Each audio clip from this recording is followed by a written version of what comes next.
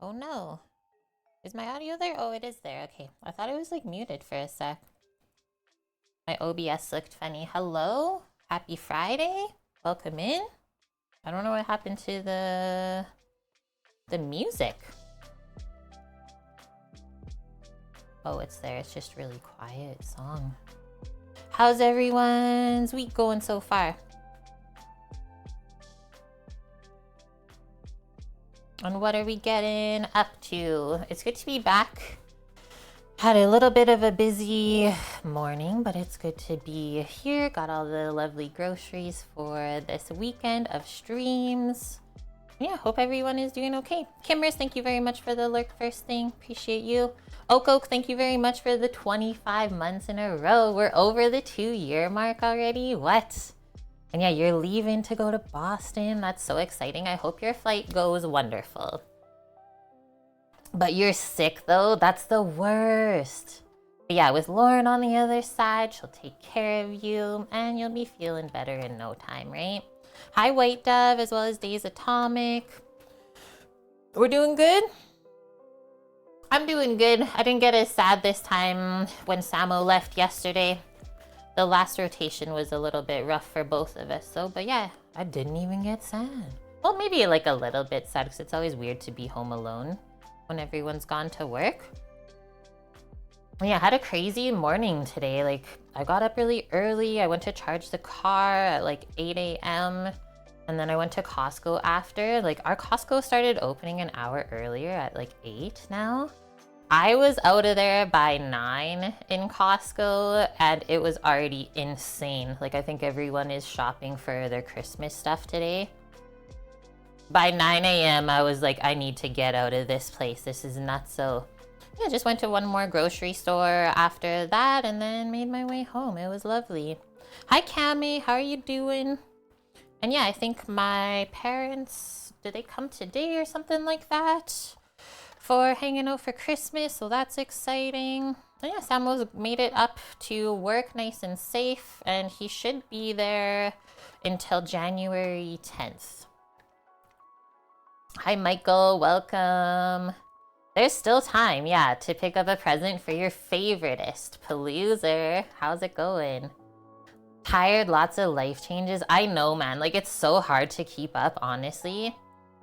So far, so good. Yeah, I might be accepting a new job starting on January 1st. I'll see. I have to, like, see what my recruiter says back to me in an email. But yeah, I got a job offer today from a different camp because I'm still in the workforce for my like catering company that we were working for. It's like a camp that's like 4.5 hours away, so I think I'd be taking a bus up to there. But yeah, it's 2 weeks on and then 1 week off. Even if I just do it for like 2 weeks at the beginning of January, I think that'll help Samo out a bit. I don't want him to work too hard. You're very stoned. A Christmas present from a very considerate weed man. That's hilarious. I see people's plug drops here at our building too, and I just laugh because they always like think they're sneaky in the back alley at the back door. Sounds like I'd be working the grind. It would be, yeah. Like, I've never, okay, here's the things. Like, I always kind of weigh jobs like with pros and cons, right? That's always such a good thing. Like anything in your life that is new, I always like to make a list of like how is this going to benefit my life and is there anything that is actually going to take away from my life, right? There's always a positive and a negative. So yeah, I've never been there. It's a bus ride away. Is like the things I'm kind of scared of. I don't know anyone there either. But it's not like a fly in, fly out, so I'm not super like isolated. And then the good things, it's a pretty good wage. It's an established camp, so I wouldn't be like in a plywood cabin. And yeah, it's not super far away. So there's like, it's honestly equal on both sides. Get that work done. I think I will. I'll see what she says to me today. And then I'll let her know. He preemptively called to see if you were good for Christmas. I love that. I'm actually like on a detox right now. So we'll see how that goes. Okay, let's get into it today. Pretty easy cooking today. Nice and simple food, but I forget who was talking about this on a previous stream, and they're talking about spaghetti squash. So I thought we would make some yummy roasted garlic meatballs today, a homemade tomato sauce with fresh basil, and some spaghetti squash. So kind of like meatballs and spaghetti, but a little bit of a healthier version. Yeah, detox, what's that? You'd find out real quick going up to a dry camp for 3 to 4 weeks straight. You're back, you got a phone call, well, welcome back.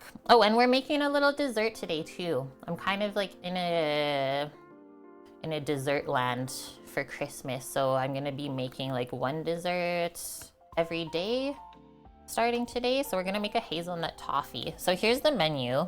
Hopefully these commands work today. Come on, stream elements. Just nothing. I mean, it's better to put nothing than the wrong thing, right? Let's try it again. Okay, I broke it. Hi. You had farfalle with basil heavy sauce. Yeah, I got some really nice fresh basil. I'm excited. I think we broke it. Dream Elements, hello? Okay, cool. At least it's not risotto. It's like, how many times is this streamer gonna make risotto? Okay, so all the recipes are in Discord already, but let's see if this works. Because like I didn't click on any of them yet. Hello? Hello? Okay, well I'll just click on them for my own self, I suppose. And then we'll go from there. We'll try it again in a little bit, see if it works. I really don't know why it is being like this now. You'd really think with like an established streaming site that it would always work. That is not the case. Okay, here's this one.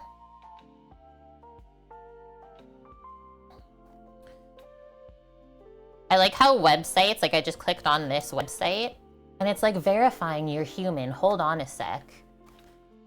Like, obviously I'm the human, you're the robot.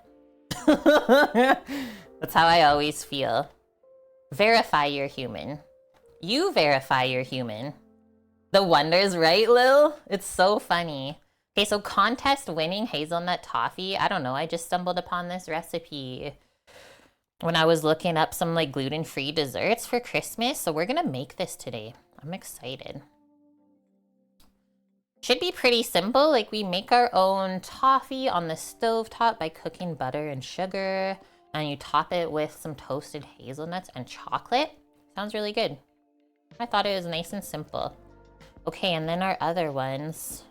Boop.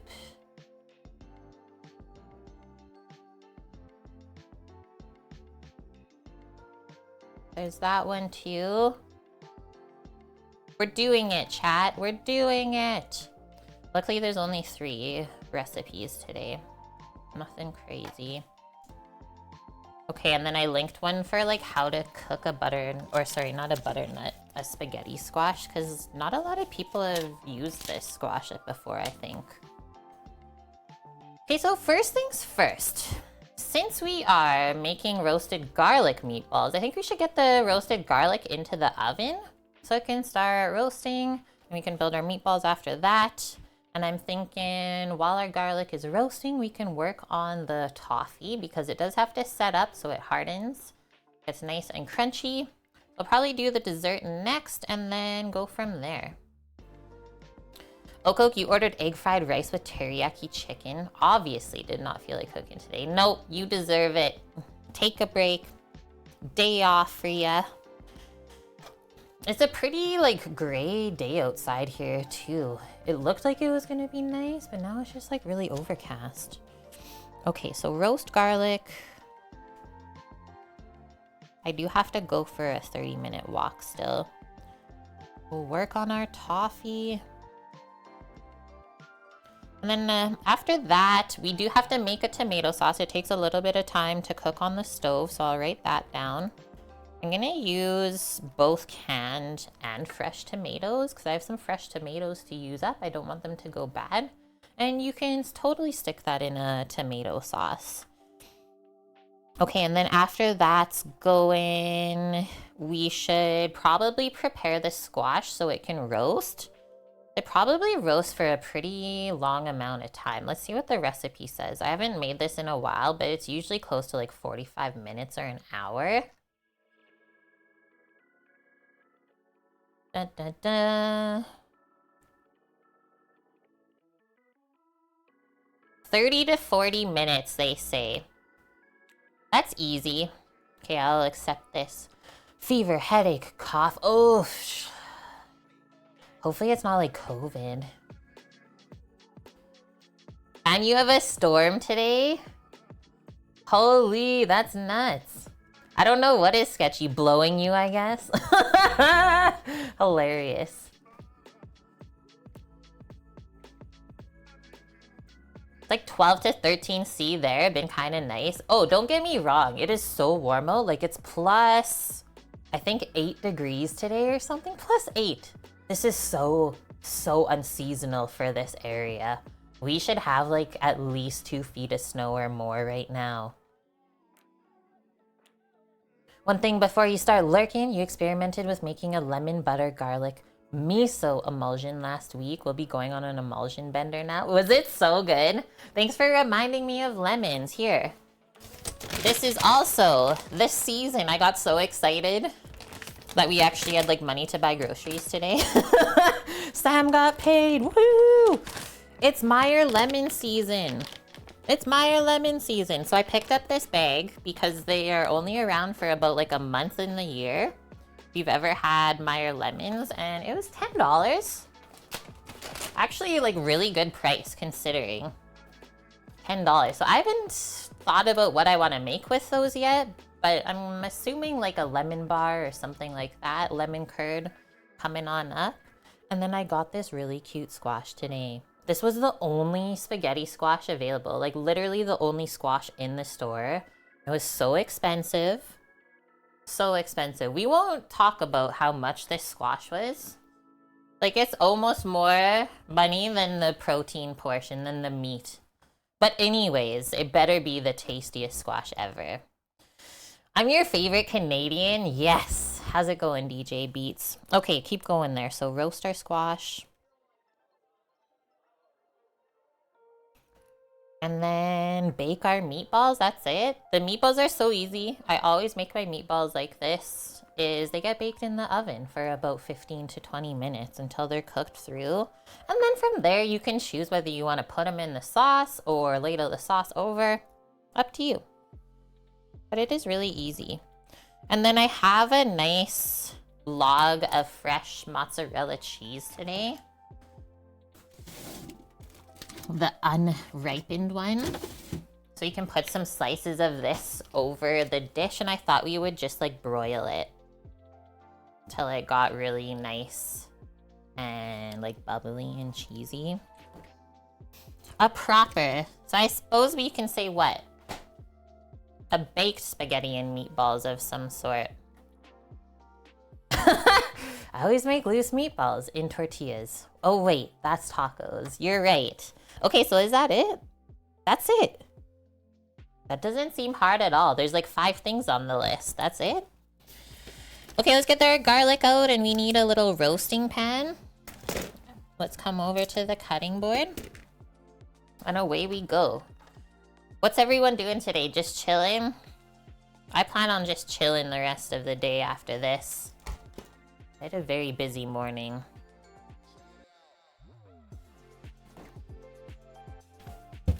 But it's nice to have everything done now, I will say that. Okay, garlics. Use it up. Hi, EHPZ. Merry Christmas to you too. All is well. I'm doing good. How are you doing? Okay. Is this the pan I want to use? Maybe? Just looking to see what other size of pans I have. I think that'll be good. So what I want to do... Should we just roast these whole? I do want to use a bunch of this up because it is starting to get a little bit dried, let's say. And it's always good to actually have like extra roasted garlic in the fridge. So let's do those 2 heads.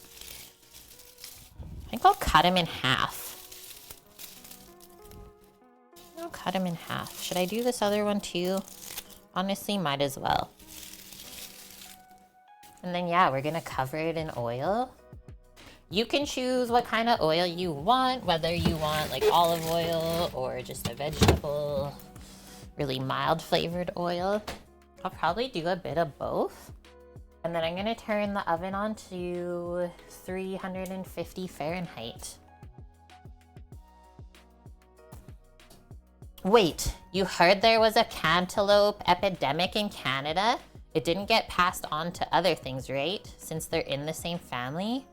Oh, well, that's the first like I've heard of that. But that might actually make sense, like why there's no squashes and stuff in the store. Like it is winter. We should have every winter squash available.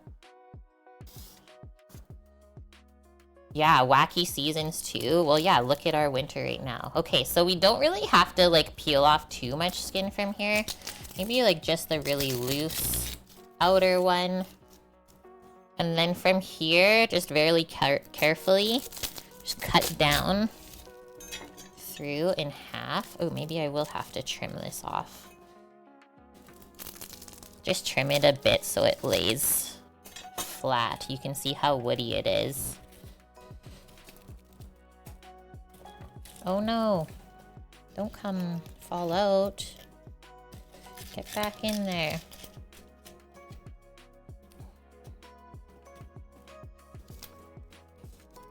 So I'm just trying to fill out this pan so that we don't have to use as much oil.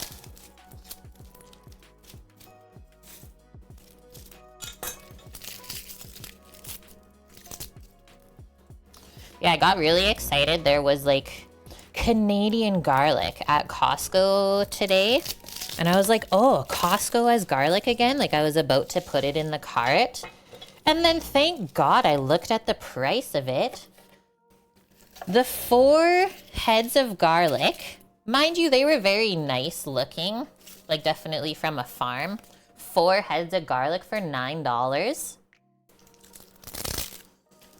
I was like, yeah, not happening.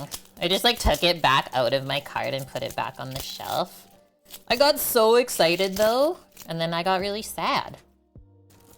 So that's like the prices that we have here right now. Since when? Since when? I did get a really nice bunch of bananas though. I was really happy about that. Is they actually carry like fair trade organic bananas now. There, that's good. If there's a little bit of like extra skin from the garlic, just pick it out. It's okay if it's a bit messy, honestly. I'll go into the same spot.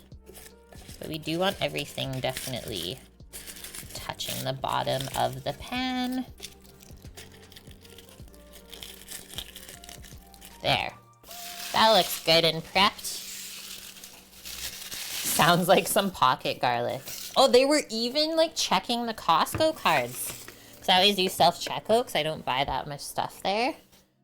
And the lady was checking the Costco cards to make sure it was actually your card with your photo on it. So good thing I actually brought mine because I was just going to bring Sam's. I would have been so mad.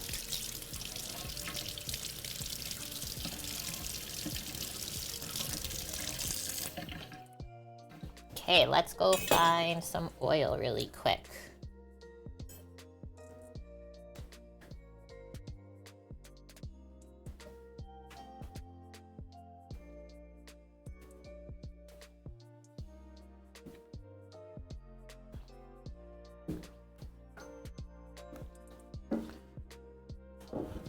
So I don't have very much olive oil. I thought it'd be yummy to use. Maybe I'll save that actually for the tomato sauce rather.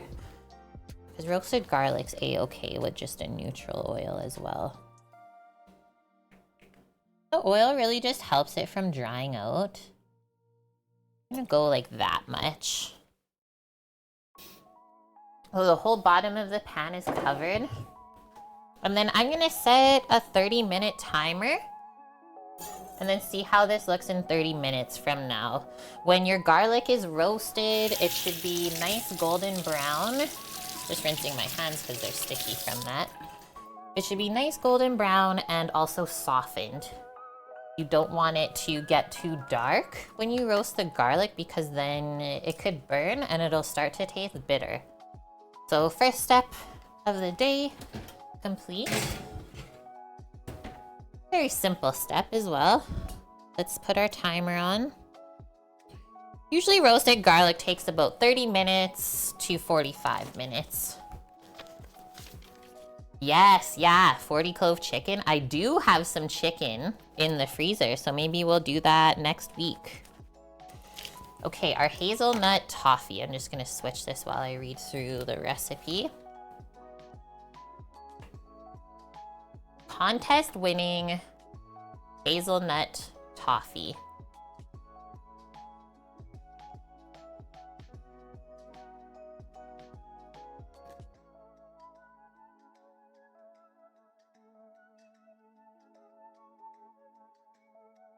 Okay, we need to line, I think just a baking pan with foil. And they say spray it with nonstick spray and set it aside. Let me see this. Why are they putting it on foil? Why wouldn't we just like put it on a parchment paper? I'm just gonna do parchment paper on the sheet pan for this toffee. So like think about like what a peanut brittle or something like that is, where it's a really hot caramel mixture that you pour out into a thin layer. But you definitely don't want it to stick onto the sheet pan. So that's why we always line the pan with something.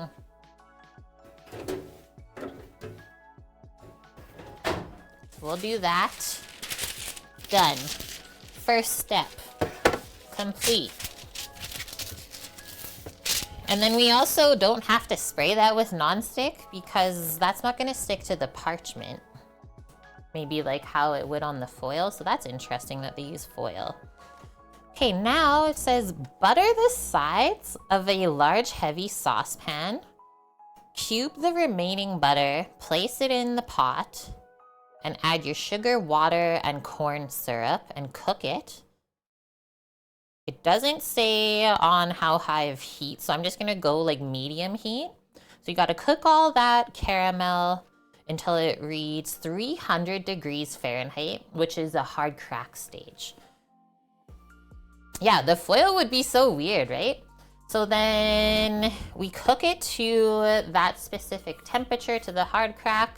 If you undercook your caramel, it's not gonna go hard like how a candy is. It's actually very difficult to eat undercooked caramel or toffee. That's when you'll find it's really sticky and it'll stick to your teeth and kind of like almost crack them. So that's why it's important to always cook your sugars and caramels to a specific temperature depending on what you are making.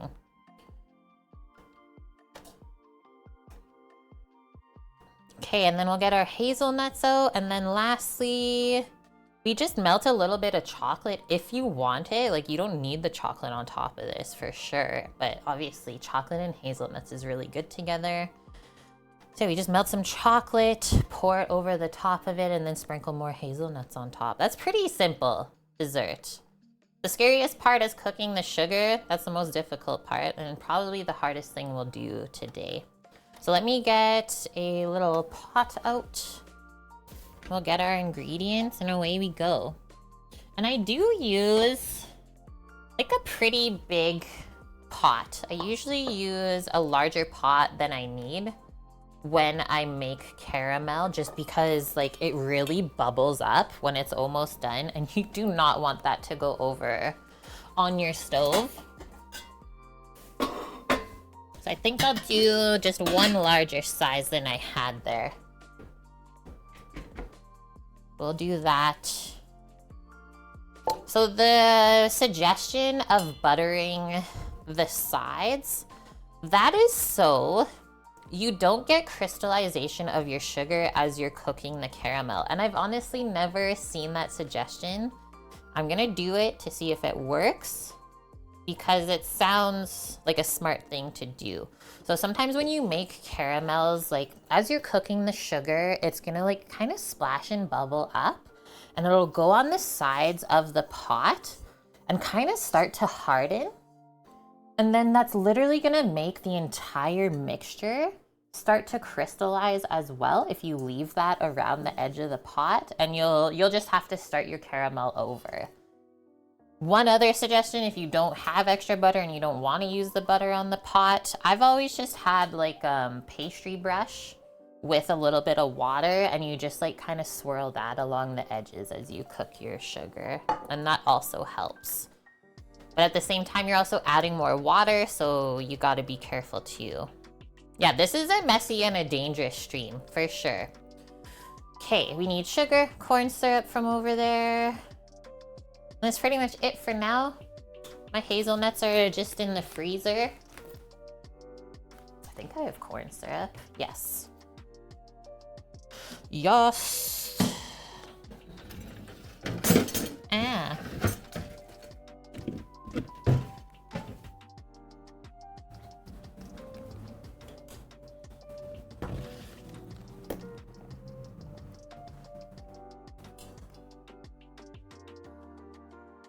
Ta-da! Everything is better with butter. Okay, we got all of the butters.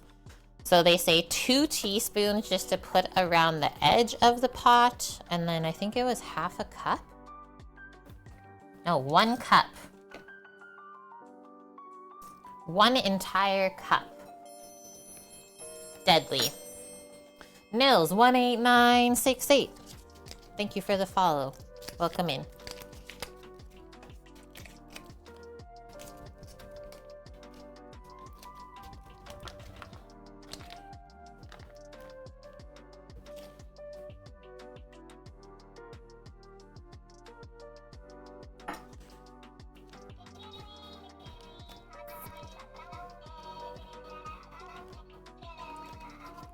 Thank you, Kimmers. Welcome in. Tier 2 even? Thank you very much for the 34 months in a row. Being part of the kitchen crew. Usually the first one in chat every single stream. Love you and thank you. Okay, I'm just gonna cube this up a little bit. Or just cut it weird, let's say. Let's just cut this a little weird to start. Sometimes it's really difficult to cut cold butter. We'll put that on the bottom of the pan though as like a barrier. I don't often start like a caramel with butter as well. And like the sugar and everything in the pot. So I'm really hoping that this is a good recipe. Because like some recipes I've used for caramel really work well. And there's other ones that just did not work at all. Okay, so we're just gonna take a little nubbin like this. I made it kind of easy to hold on to. We're just gonna swipe it along the edge. It also is easy to cut cold butter with a larger knife.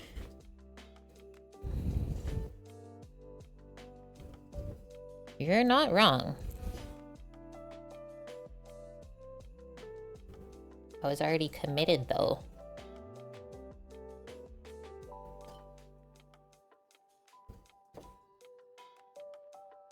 Guess what Samo gets for dinner tonight? He gets steak and lobster tonight. What the heck? I was like, I don't even get steak and lobster.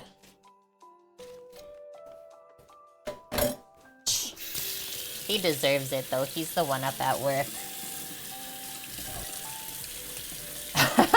Yeah, if Grandma can use the same paring knife for everything, then so can I.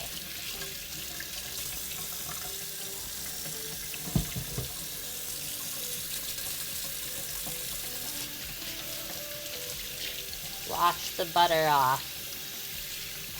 You need hot water for that one.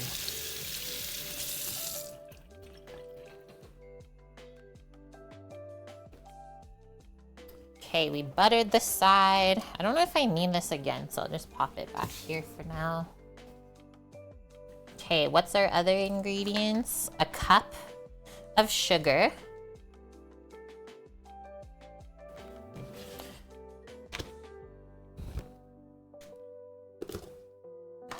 One cup. All of the sugar. Yes, yeah, the bird's beak. We had to buy one of those in our like culinary toolkit for school and like learn how to use it. Not very popular knife to use anymore. Maybe more popular like in Europe. I don't know.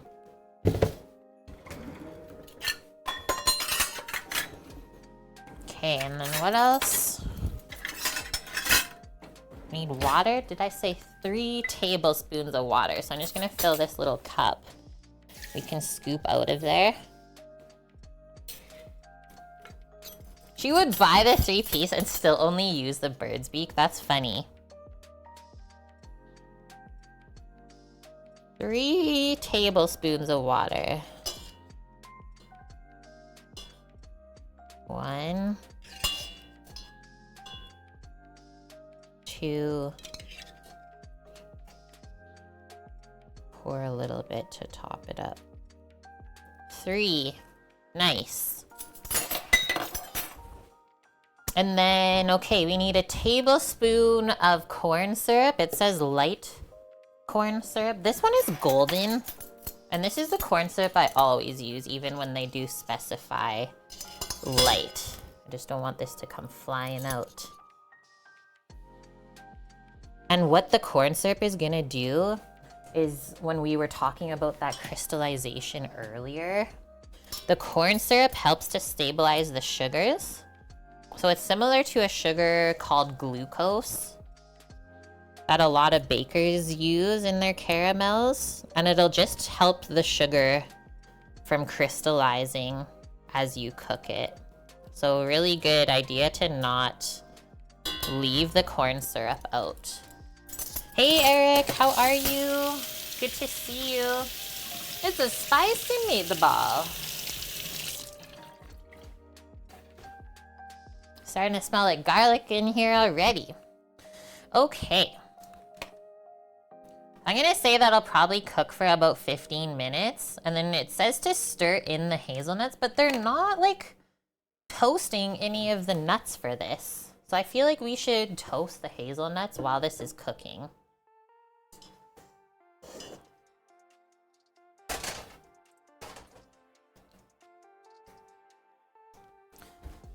Come on over to the stove. Hello there. Hello there.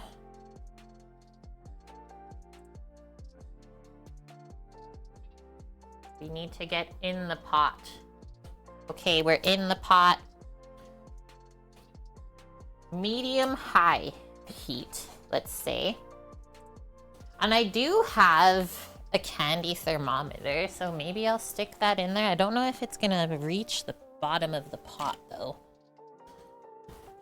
Let me see what I'm working with. Otherwise, just when we get close, like when the sugar starts to turn more amber, then I'll start to like read the temperature with an instant read. Is this a new kitchen? I guess. Like I've already been here for a year. I think this will actually work good. Okay, so you got the candy thermometer. Put it in the center. Hopefully it hits where we're cooking. We shall see. Yeah, this is actually the back of the truck. Wait, you streamed again? Eric, I missed it. Went a full 6 hours with only a mic issue to start off, but after that, smooth sailing. Hey, that's pretty good considering, right? That's so awesome. What did you make?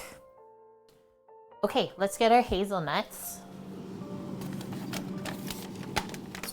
The hazelnuts in. Dun, da, da, da. Da-da. I think we're gonna use all of these up because it says half a cup to sprinkle on top with the chocolate. And also some go into the toffee. How much go in the toffee? 1/3 of a cup. I'm gonna put these on a sheet pan. Should I just put them on this sheet pan? Sure. Just reuse what we already have. The other thing that happens when you toast hazelnuts is you get all this skin off. You don't realize how much skin is on hazelnuts until you do take it off. And it's like, wow. It's like so papery.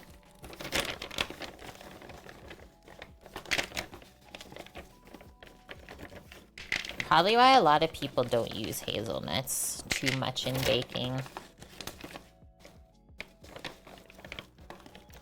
Probably also why everyone just uses Nutella instead. Okay, nice. It feels good to like use things up at the end of the year. Look at how much skins were in there. Like, look at that. Imagine eating all of those.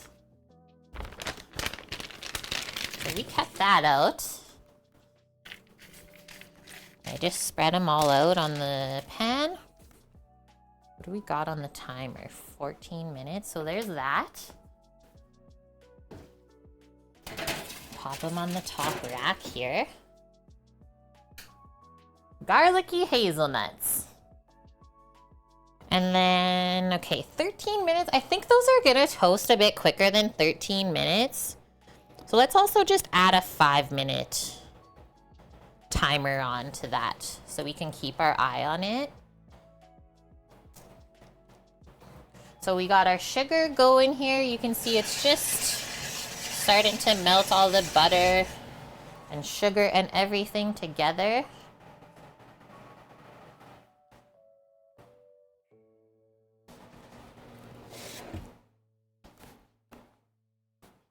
Guys, what's like your favorite kind of Christmas dessert treat? Like one of mine, this kind of inspired me, was my grandma makes this like soft all butter toffee that is so good. She makes it every year at Christmas. So this was like, yeah, inspiring me to make something similar to that. But I didn't want to make the exact thing because I'm pretty sure she's gonna be making it for Sunday. Yep. Peppermint bark. I did see a big thing today when I was at Costco in the bakery section. I used to love that. My mom used to make it homemade when we were younger. But holy, it's so good, hey? As long as it's not too sweet.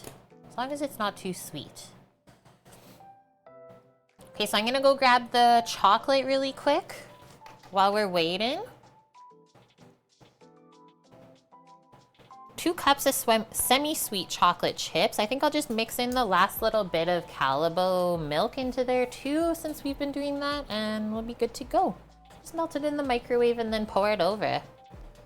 Your family never really made it, but some friends' families did. Hey, sharing is caring. We know this.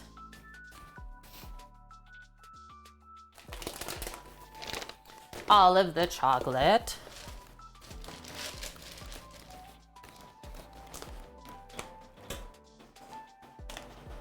It really is smelling garlicky up in this bish. You made brioche donuts and homemade buns for baked brie burgers. Dirty. I love it. That actually sounds so good. This is insane. Do you guys see what I mean when I say like it really starts to bubble up in the pot? So like if we use that other small pot, this would almost be already gone over the top.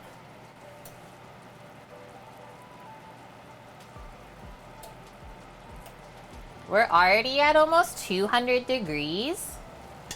It's not touching the bottom of the pot, so I know I'm good there.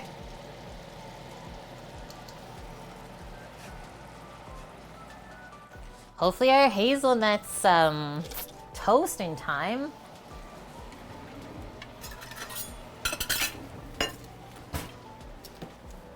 Yes, peanut brittle. And then I also linked in Discord the other day, I found a recipe for sponge toffee, which is so good too. Has anyone in here ever had like almond roca? That candy? I made it from scratch one year and oh my god. So good. I'm just measuring out our 2 cups of chocolate. While we wait. I've never seen peanuts grown before, so I really want to see that still at some point in my life. Because you're saying like peanut country.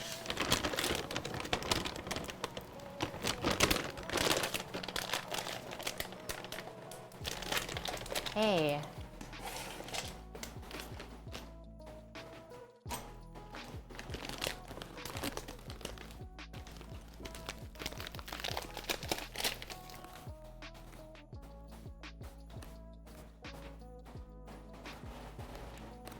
You see it a lot on the way to VA Beach. Peanuts and also soybeans.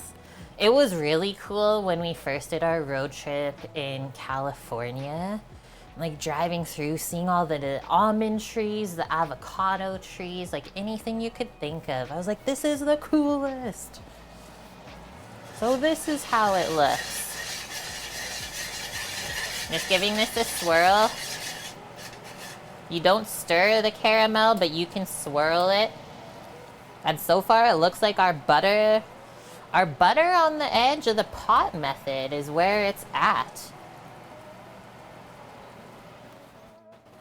I'm in. The top export is still tobacco though. I believe that. I believe that. After all these years, still. Oh, I do have to go get some spiced rum still. I might go tomorrow. Maybe before stream or after, we'll see. But I gotta get some spiced rum because I gotta make my bro and my dad some rum nog. The rum nog, and we're gonna be making that maybe not together. I forget what I posted for the stream schedule. It took me a bit to like get it set. On Tuesday, yeah.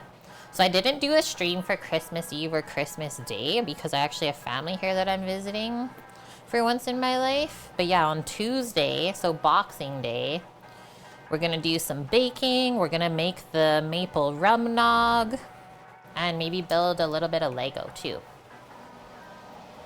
What do we got on here? 1 minute on the hazelnuts.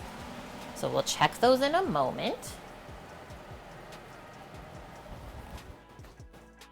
Hi Scoots, welcome in, happy Friday. How are you doing? Everything is so yellow on stream today. So sunshiny. We're doing it. We're cooking the toffee.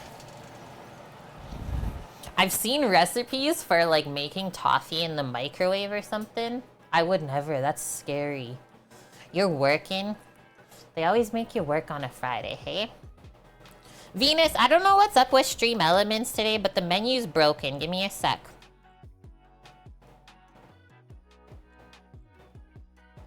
The commands are broken. I don't know why. But here it is. My wonderful human. I ask this every year. What is Box Day? Great question. My timer's going off, so I had to leave you for a sec.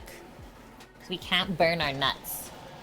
The nuts are not burnt, nor are they toasted yet, so I'll check them after this 6-minute timer goes off.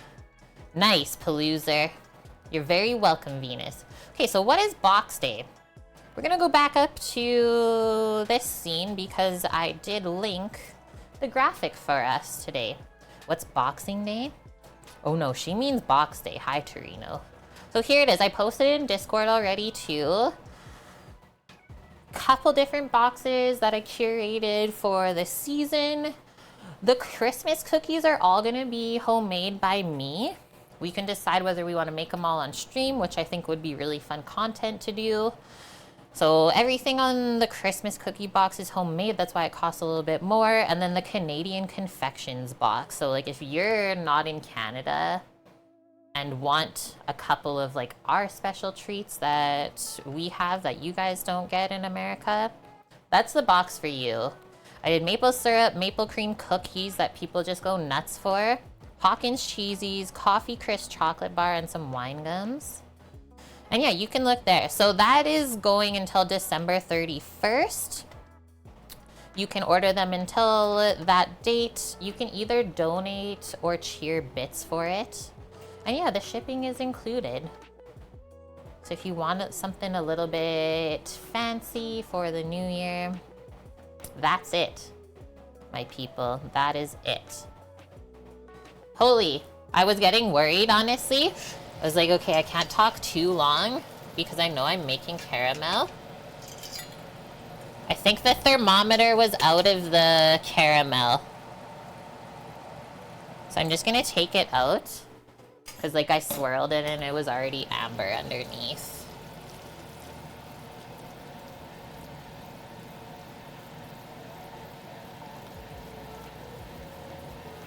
But if you notice the bottom's getting too dark, just swirl it back together. And then we gotta be pretty quick when this is done. I just have my instant read here, so we can read it really quick. Gotta chop the hazelnuts, pour it onto the prepared pan. Should I just make another prepared pan? Maybe.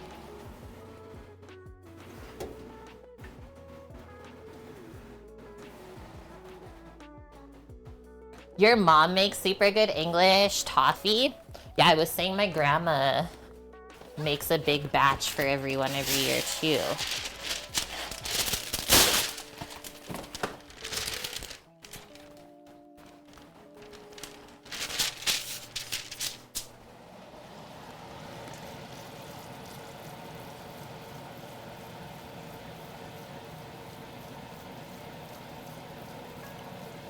I'm gonna take that off for a sec.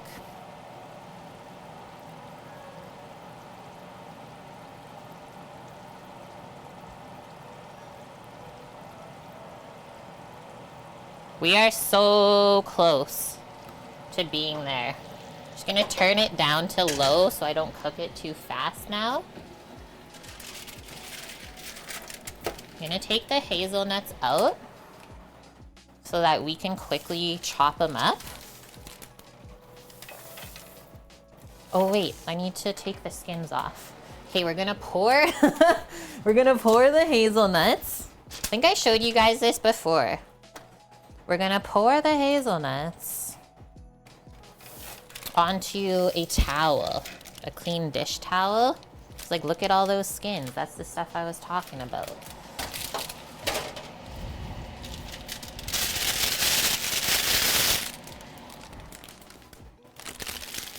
And then from here, you just rub that together and the skins will come off.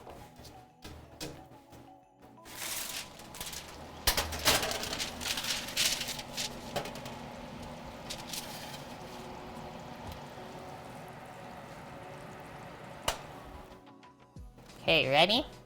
Where did I get hazelnuts? These were from Costco. Why does the like scene look so pink? An apple caramel crepe? Used brown sugar? Yes, please. Wait, Scoots, you said those were the best boxes? You have a little bit of the maple sugar? What did you use the maple sugar most in? I was wondering if you guys went through everything. Okay, that looks good enough. You're not gonna get every hazelnut perfect, but like look at how much of this we just took off. That is like so much papery nut dust. That's right, I said it.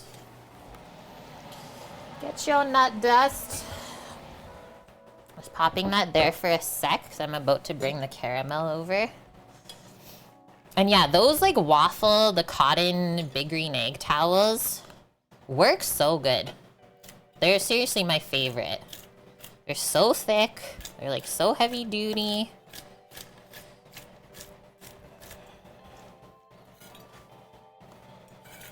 So we did an extra step, which we toasted the hazelnuts. That was not part of the recipe, but I feel like it was a very important step because nuts always taste better when you toast them.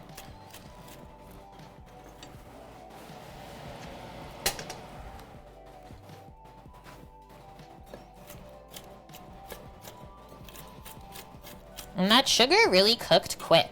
It cooked quicker than I thought, honestly. Which is why I'm kind of rushing right now.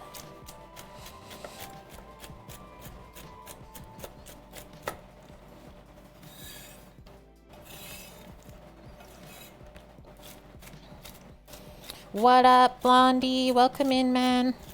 How's your week?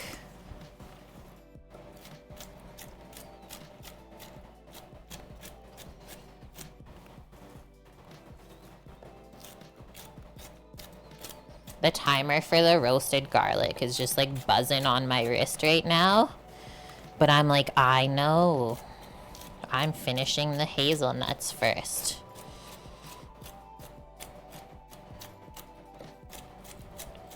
So that we can pour our toffee out. Okay.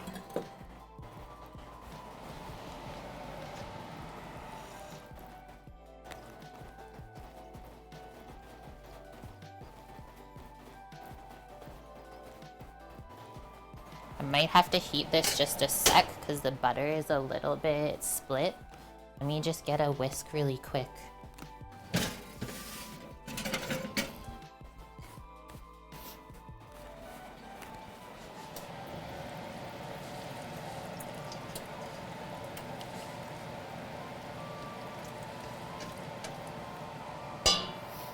Guys, the butter's like split out of it. Why? Why is the butter split out of the toffee recipe? Because that should not be happening.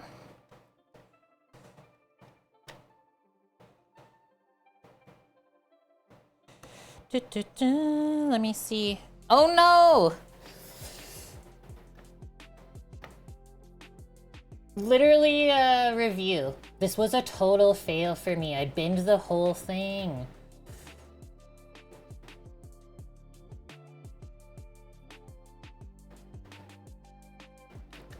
Shock.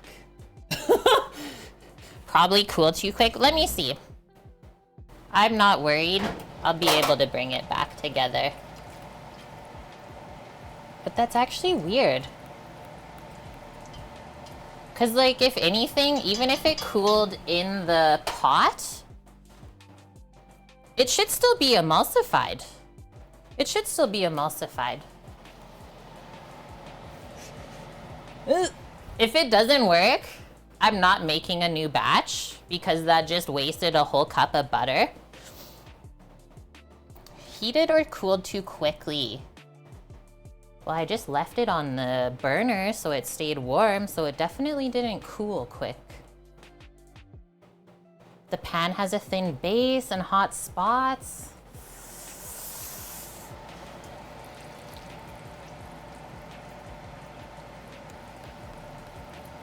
Should we just turn it into sponge toffee instead and put baking soda in it? Ooh, thank you, Scooter. Watch a talk show where they made maple cookies with almond flour. And nice, that maple sugar, you put it in Discord. Sweet.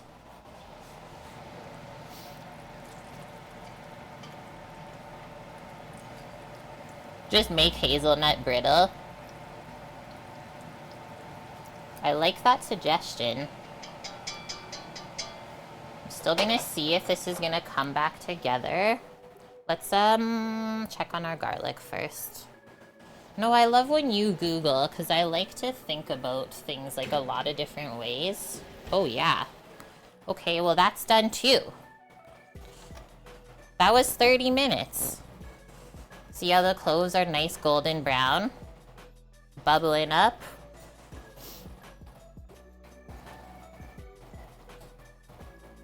Really, Scoots? Like, you find that sometimes when you try and make candy, it goes weird?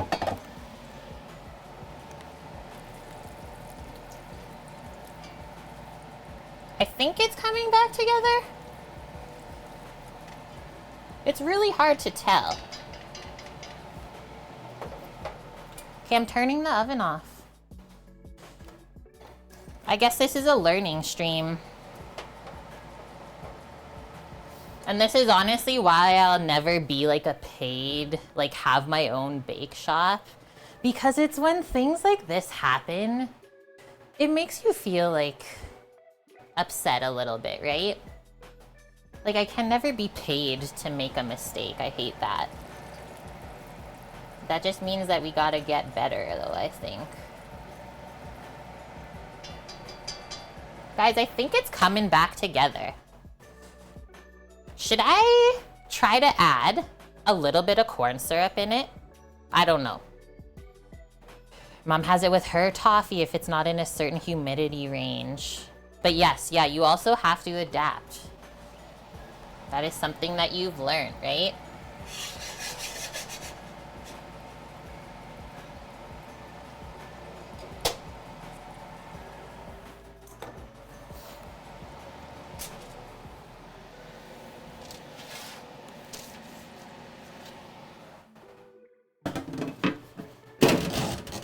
I'm bringing the sheet pan over.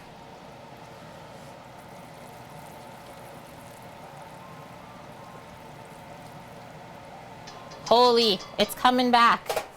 It's coming back. Oh, thanks. Look, it's coming back to life. Like a couple more seconds. I really don't want to burn the sugar either, right? And if it doesn't, whatever. If there's a little bit of butter on the sheet pan,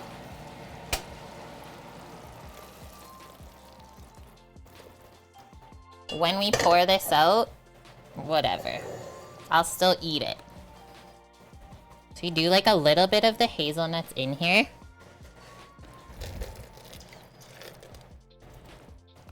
And then stir it. It almost got too dark. How do I know? That little like puff of smoke that I just seen.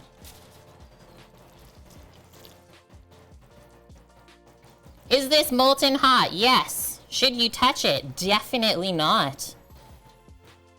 Do we put this hot pan right into the sink and pour cold water over it? Definitely not. Definitely not on all of the above.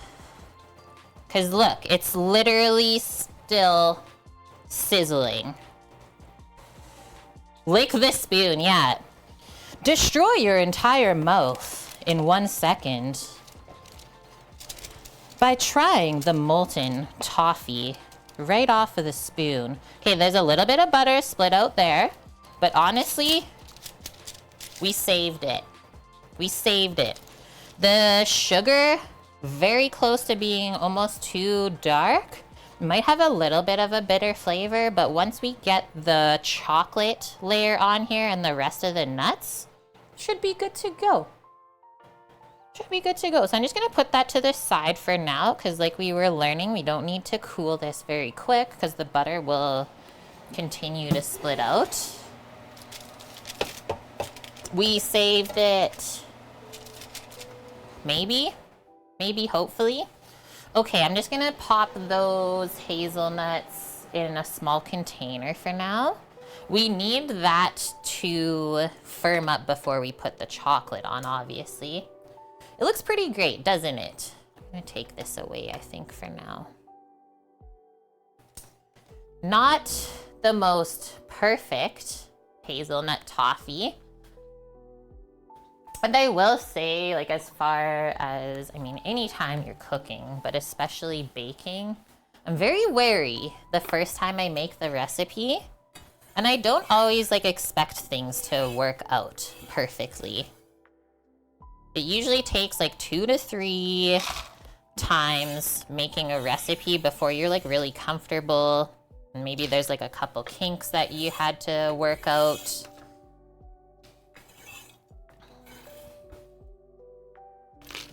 I know we're all human, but yeah, don't get too discouraged. What we're taught in school is mistakes are something that you can learn from.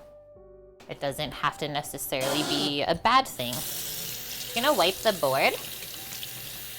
And then I think we are getting our tomato sauce prepped and onto the stovetop to simmer while we finish off the squash and the meatballs. Easy mode. So we could definitely say like the hardest part of stream is complete.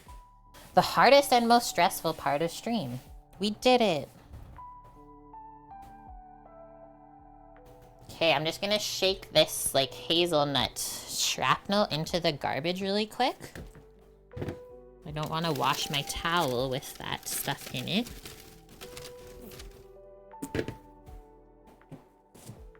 Get rid of that. Clima69, welcome in. Okay, we're gonna do, I didn't link a recipe for the tomato sauce. Yeah, right, the washing machine. I mean, it's a communal laundry machine anyways, but I always try to take care of it.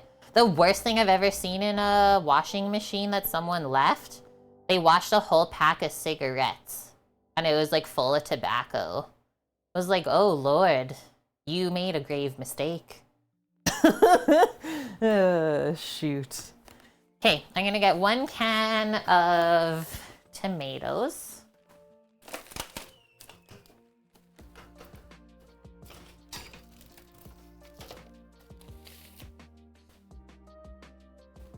We can probably sneak some roasted garlic into the sauce too, since it's already there, rather than doing fresh garlic. So we got this. Let's come back over to the board. We are gonna do just like a pretty small pot of sauce. It's just me. It's just me, so probably that will be good. I need an onion. I'm gonna use up some of these fresh tomatoes too, because I have a plethora of ripe ones. You know, when they're like real soft. You gotta be gentle with them. Maybe I'll keep one.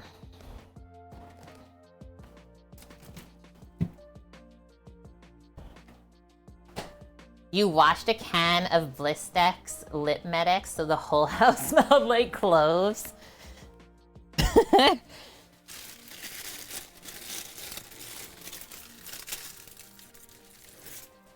Onion. Okay, let's dice this up. I don't know if we'll leave the sauce chunky or if we'll do like a little blitz with an immersion blender today. We'll see at the end. But I'll probably like blend that fresh basil into the sauce right before we serve it.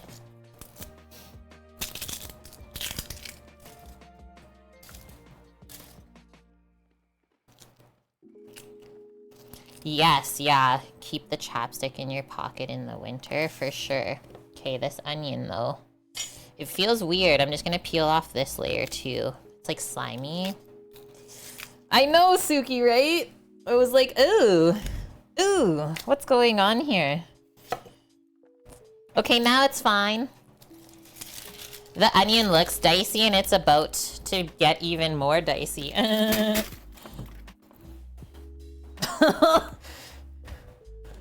Fire me.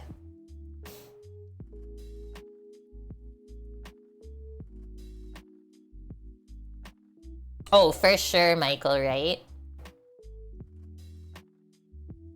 You snow skied a lot back then too? Cool.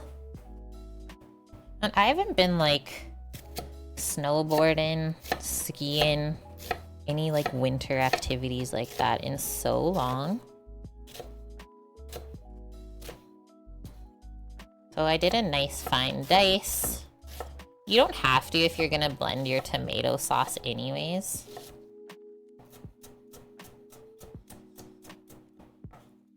But I thought, why not? No, that's probably it, right? I mean, like, I can barely afford to feed myself. Things like going skiing are out the window.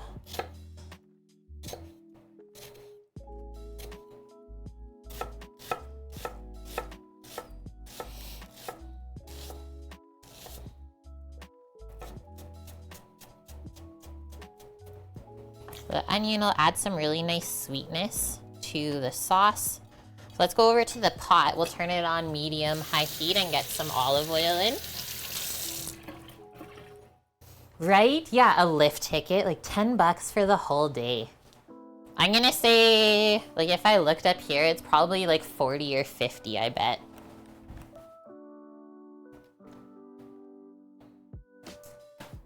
Ta-da! Medium heat. Use up our olive oils. Olive the oils.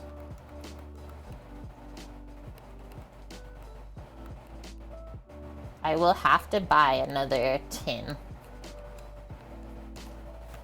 That's a good amount. My stovetop is slanted, so it looks like there's less than there is in there. $80 now, did you just check? For a day? For a day. That's how much it costs to make all that snow, right?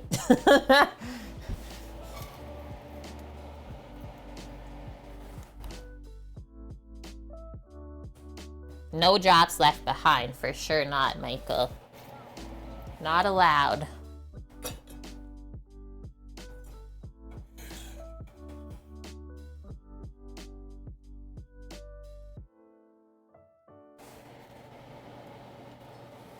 Like, I'm pretty sure it was like 200 bucks before when I was younger. 200 bucks to get a lift ticket for a mountain ski hill with the bus to it included for the day. Or even a weekend. That's just nuts though, those prices. Okay, so we're gonna cook the onion until it's nice golden brown. Let's just go get a spoon so we can stir the oil into it. Maybe we'll do a little sprinkle of some salt just to take the moisture out.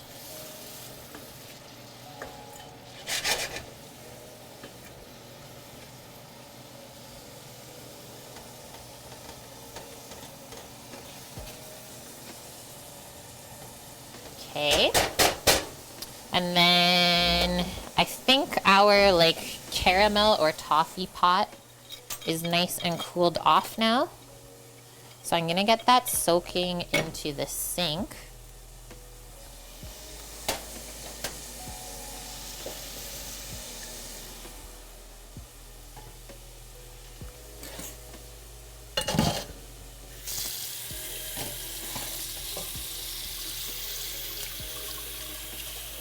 Magic Mountain Torino, like 50 bucks for adults. That's not bad. Ooh. Sounds like they know what they're doing there. Okay, sprinkle the salt.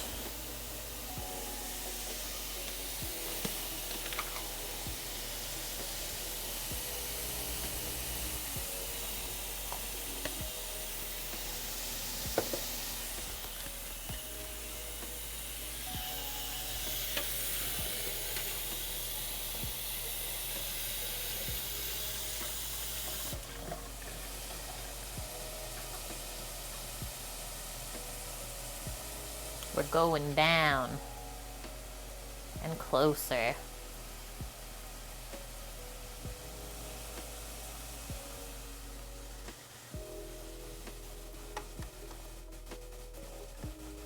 Okay, that's amazing, Torino. The dentist paid for the kids. Organized chaos. That's so good. Makes me really happy. Okay, we're gonna cut these. Just chunk them up. Should I worry too much about the core? Maybe. It's kind of hard. We'll cut the core out of the fresh tomatoes to go into the sauce.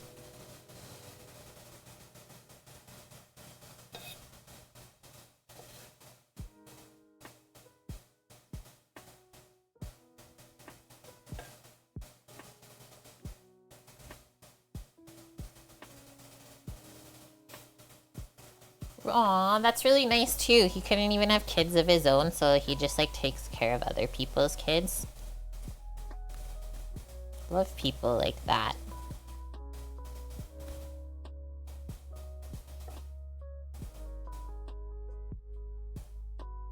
We'll stir that onion in a moment here.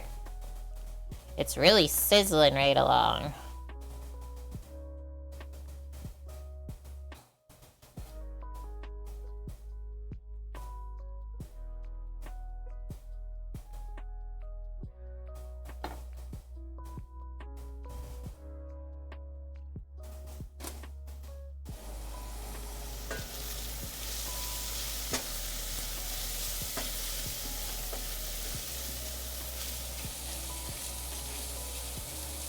Could even pour some of the roasted garlic oil into the tomato sauce later when we blend it.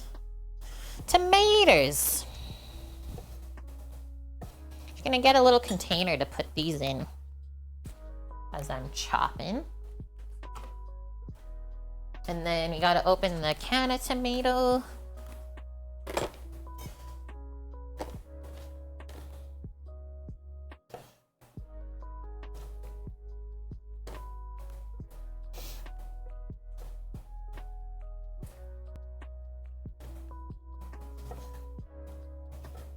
I haven't made this dish in like years.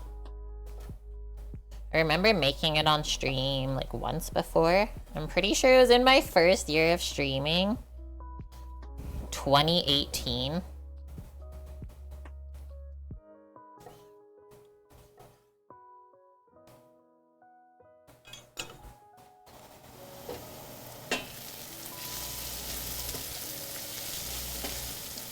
I could tell by the sizzle sounds that this needed a stir.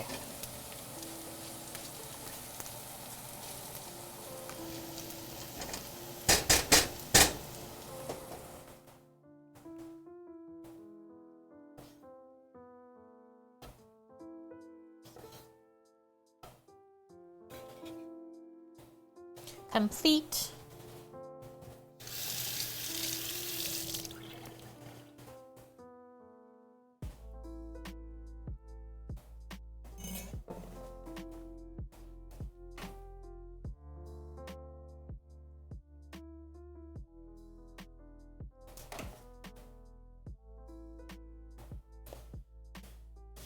Onions.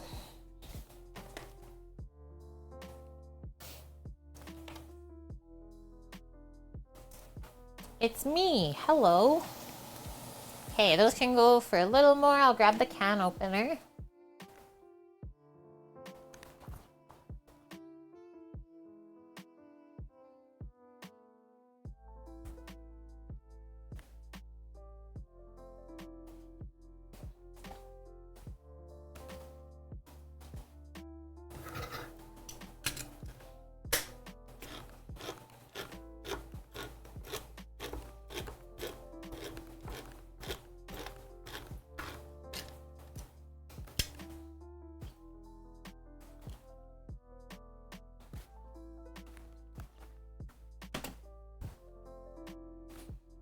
So many good smells. Holy.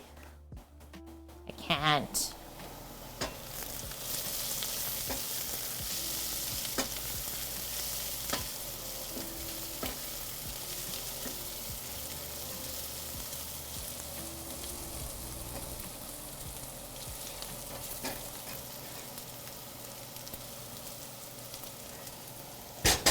That's getting there.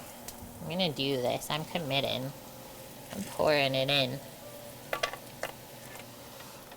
Okay, and then I'm totally gonna add these garlic cloves that got like hardened, because they'll soften up in the tomato sauce. Yeah, we're getting a little bit of color now. It's taking a bit. It's taking its sweet old time.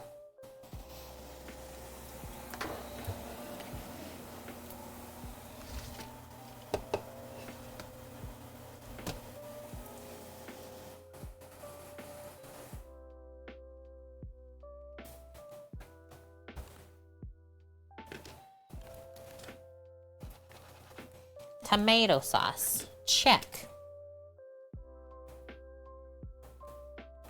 The garlic oil is just like gonna make it everything. Do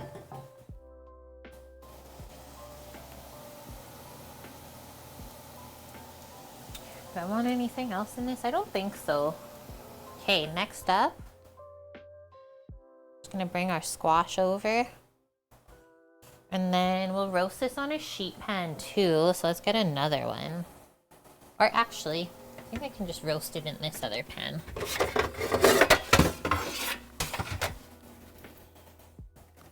Ta-da! Okay, let's see. I hear the sizzles, the popping.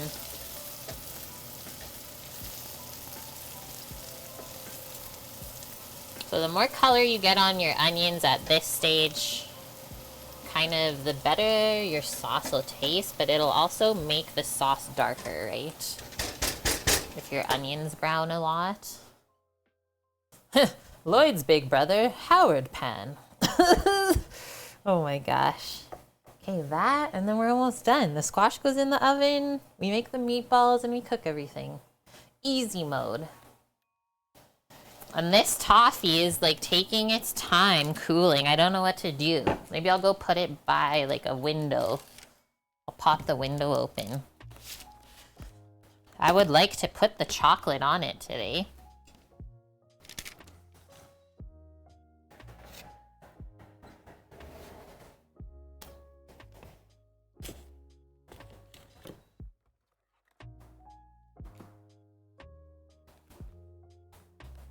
Let's do that. Should be a-okay. Yeah, sit it on the windowsill, right? That is the original blast chiller. Okay, those are looking pretty good, the onions. So let's add in our tomatoes.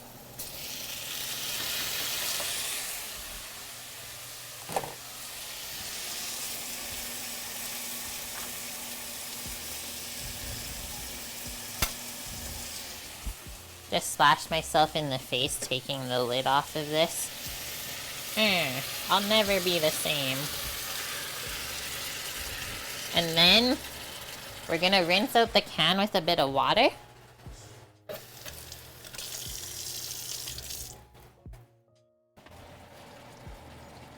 Just like that, not a lot, maybe like half a cup.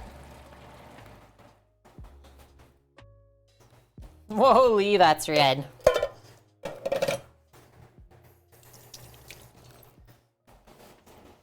I just see like someone climbing up the side of the building. They're coming for my toffee. That's my toffee.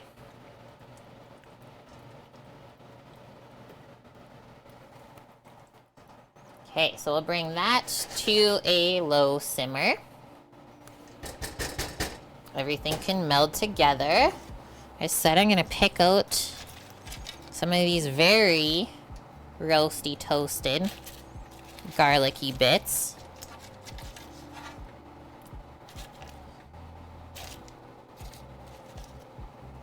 Infuse the flavor. We'll stop there. Save the rest for the meatballs.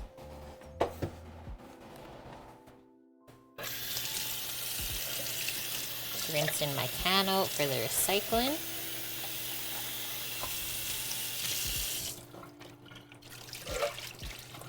Oh my gosh, okay. Like one thing about working in the camps is there's so many like rules about like PPE and stuff that you have to wear in the kitchen while cooking at the camp. It's like you have to wear cut gloves all the time. You have to wear nitrile gloves on top of the cut gloves. The dishwasher has to wear all of that plus goggles. Like, it's just insane. You can't use the meat slicer without signing out a lock tag. You can't use the meat slicer without using a chainmail glove. Like, there's so many rules. And that's just because, like, people have really made some severe mistakes in their life. I would recommend to put a lid on this pot, because I always find, like, as this comes up to a simmer, the tomato sauce kind of, like, splatters a bit. Let's just put it, like, on the side, propped open. And then let's come over while we're waiting on that. We got our roasting pan. Most expensive squash I've ever bought. Organic spaghetti squash.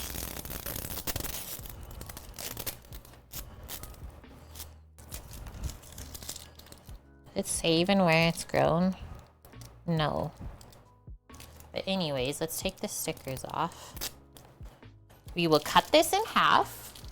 We will scoop out the seeds and the pulp. And we will oil the inside and get it ready for roasting. One thing I will say is this needs a lot of salt. It's a very bland vegetable.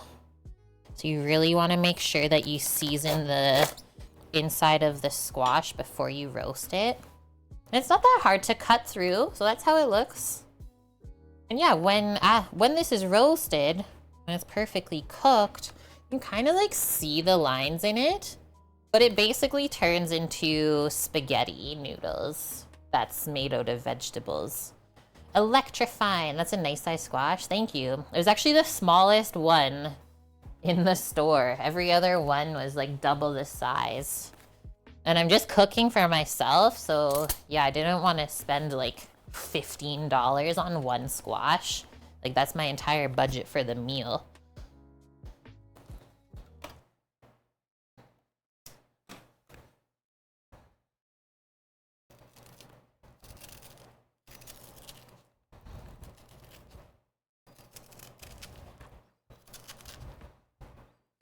We've been cooking a lot of butternut squash on streams as far as like winter squashes go, because that's literally all I can find in the stores here. Usually I like to do like kabocha squash, delicata, like different varieties. Just gonna put that in the garbage. But I've literally only seen 2 squash varieties in all of the stores I've been to. This feels really nice though, like the flesh is still firm. If the flesh was like soft already, I'd be worried. You've made it before, Michael? Nice. And you love the taste? Yeah. My mom cooked this when I was young and I liked it. But yeah, like I said, it can be really bland if you don't add enough seasoning at the start. Who called them? Chat. We didn't do anything wrong. Who called them? I'm innocent, I swear.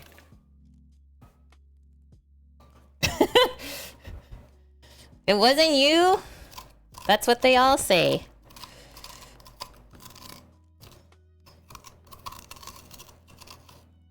Okay, we're scraped.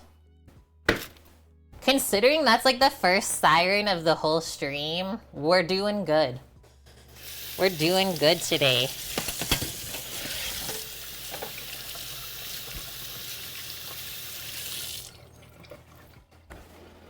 Ooh, I just looked over. And our sauce is also simmering. I'll give you a peek. It's simmering. I'm just gonna give it a little stir right now. But that is like actually exactly how it should be looking. Maybe a one notch lower.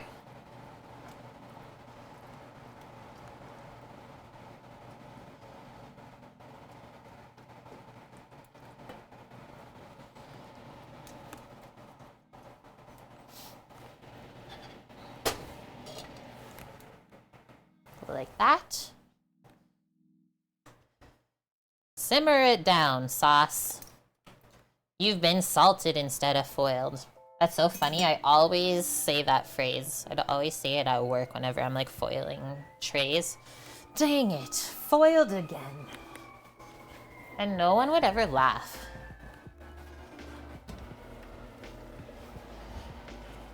It was so nice they called them twice. Okay, so we're just gonna take, I made this really easy for myself, the oils in a squeeze bottle. Wait, it was so nice they called them thrice. Thrice even. Who did it? What did they do?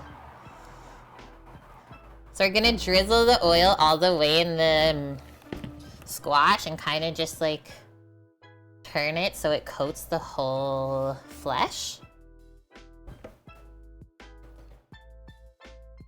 Wait, it just turned its sirens off and stopped at the red light and now it's turning.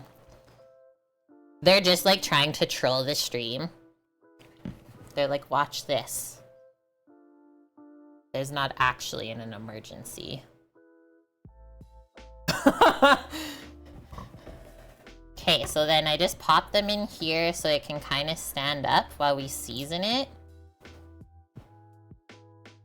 Typical. I always do salt and pepper. And then you can also add more afterwards. Also, seasoning salt is yummy too. Gotta get that MSG.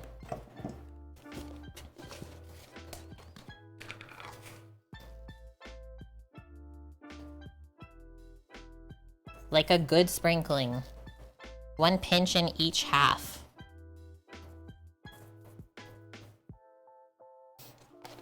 What exactly is seasoning salt?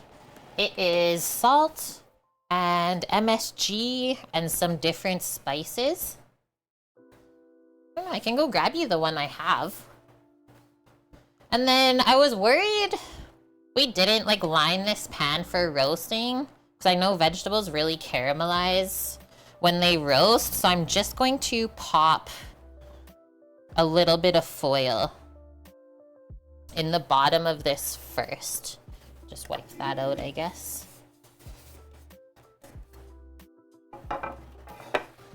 Salt, sugar. Oh yes, I forgot the sugar part. A lot of those like pre-made seasonings, they always have sugar in them.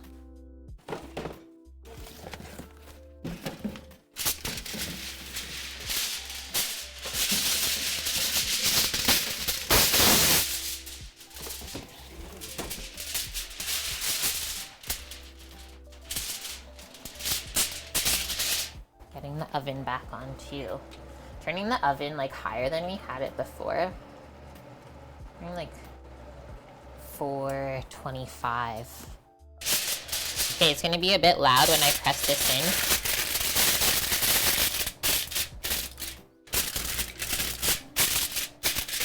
That's all I'm doing. And then we can do one more swirl. You guys can see how it's like swirling around and coating it. One more swirl before we just take this and we go cut side down. Hello, cooking koalas. Welcome in. Wait, we're cooking koalas? No. Boom and boom. And they say 30 to 40 minutes to roast in the oven until it's tender. They say definitely want it al dente. Don't overcook this because it really goes to like a mush, watery squash texture. It's bad. It's bad when you overcook spaghetti squash, so don't do that. So I think I will set a 20-minute timer and we'll check it then, because this is a really small spaghetti squash. It is a very small one.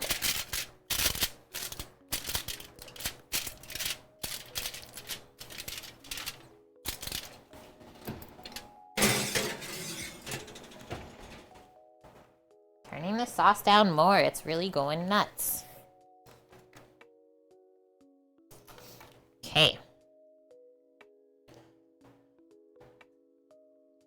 So we got 20 minutes on the clock.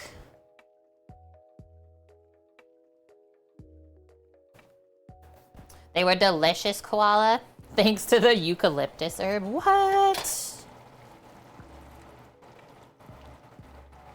Not the koalas.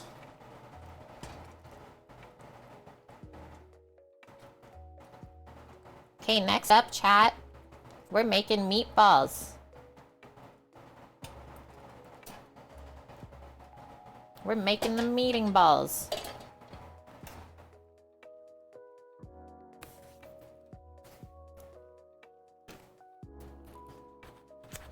I'll check on my toffee really quick. Yeah, high quality protein. How's this toffee? It's almost perfect, just a little bit warm still. Like very, very small amount of warmth left. So we should be able to melt the chocolate and top that in a moment or so. The sauce is really coming together, I have to say. Something about San Marzano's is special. Okay, so earlier on stream, the first thing we did was pop some garlic in the oven to roast.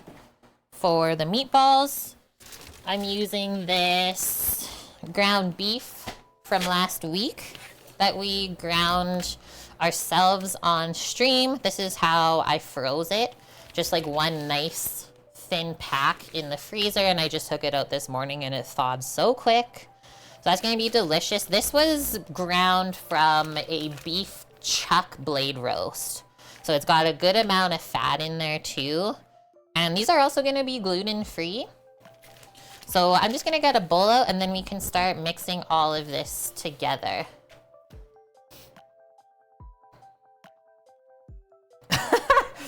You guys.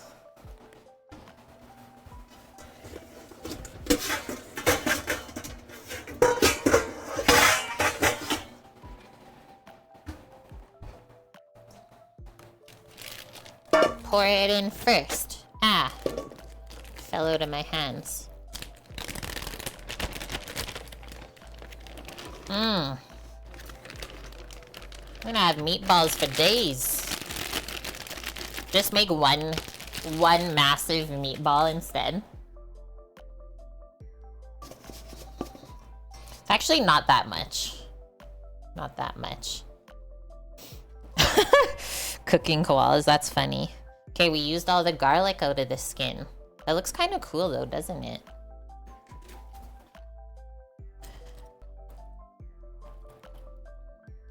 Chat, I'm just peeling this off. Look at it. Look at it. And then yeah, all you do is you can kind of just press on it and they'll come out. So the top is like really golden and then the bottom part of the clove's just like soft. Here, we gotta come closer for this. This is serious stuff. That's how easy it is though. It's okay if a little bit of the garlic oil drips on there. Looks like a kind of alien egg. Yeah, right? Cockatiels. I will say I follow this like one...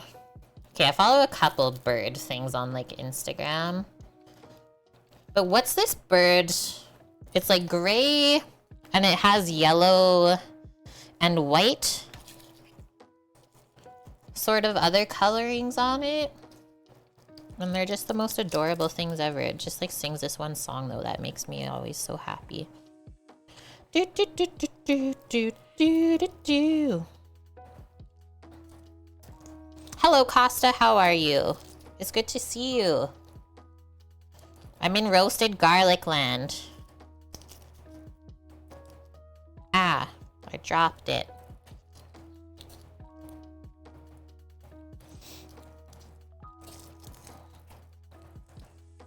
I think we'll be good after this one. And then I'll save the other roasted garlic for something else. It did? Aww. I actually really love birds. That's one pet I've never like had in the house.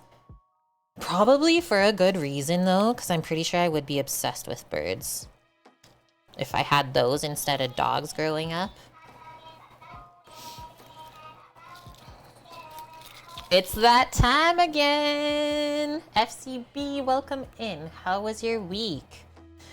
Thank you very much for the 38 months in a row.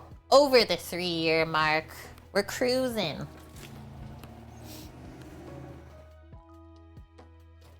Okay, I know I said that was enough garlic, but then I turned around and I felt like it wasn't enough.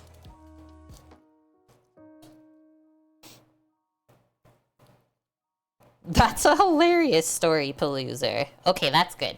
That's good. Okay, I am all that is roasty garlic oil. Somewhat easy week so far. Are you done work for the week, or you gotta put a couple hours in this weekend still? My gosh, it looks like the sky is turning blue for me, so I can go for a walk later. It's been so gray out all day.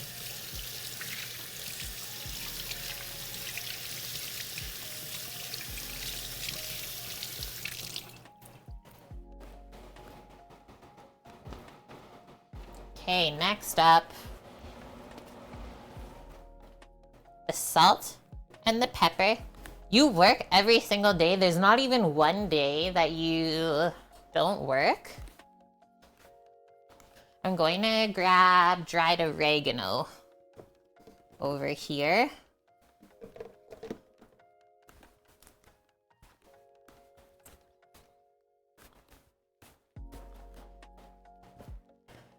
Yeah, gray days are nice like once in a while. That's true. It felt pretty cozy this morning. But I've been like loving the sunshine. So I usually just like sprinkle a layer of oregano over the meat. I don't love Italian herb seasoning when it's all mixed together. I'd rather have them all separate. And yeah, in meatballs, kind of the only herb flavor I like is oregano.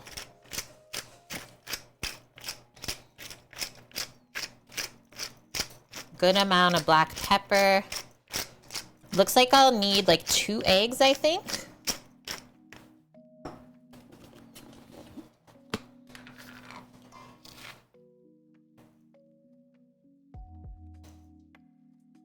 Nice sprinkle of salt to start. We can always add more after they're cooked. But I don't think we're gonna need it. We'll see.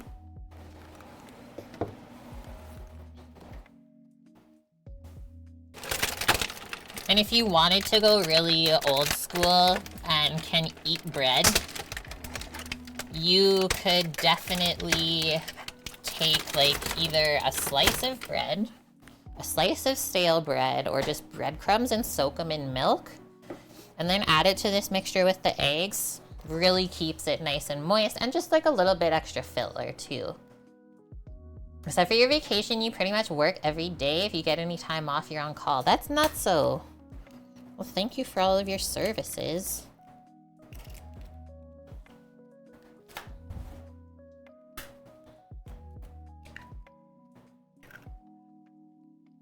I'm just gonna mix this with my hands. Maybe I'll put on a pair of gloves because I don't feel like washing this whole mixture off of my skin.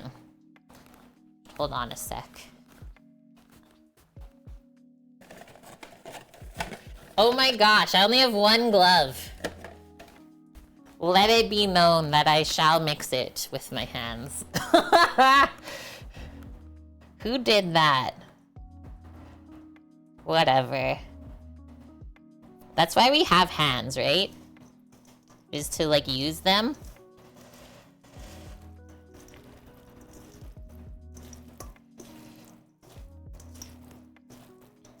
So I kind of just like fluff this mixture together to start. Same as how we made the meatloaf last week.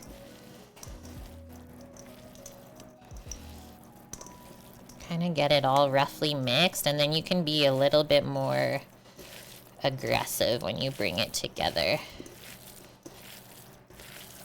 And yes, we're just leaving the garlic cloves whole for a nice little surprise. Okay, that's good. Good enough mixed for me. And then we're gonna scoop these out with just like a little ice cream scoop. Just want to make sure this will actually hold together when I scoop it. And then these will go onto a sheet pan. Just bake them in the oven for like 10 to 15 minutes. The commands are not working today, FCB, but the recipe is in Discord. You're gonna deep fry panko crusted chicken breast in garlic and rosemary oil? Whoa, that'd be so good. I actually had such a good gluten-free pasta this week. It was an Alfredo with chicken. Oh my gosh, they did a good job on it. I think the gluten-free noodles were almost better than the regular ones.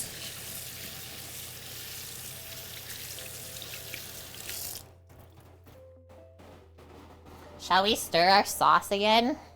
Let's go over, take a little meatball break.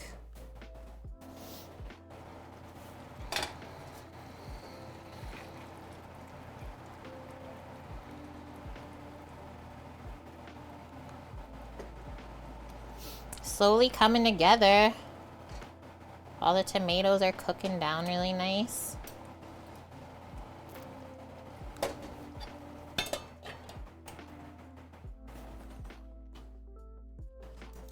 Okay, just grabbing a scooper.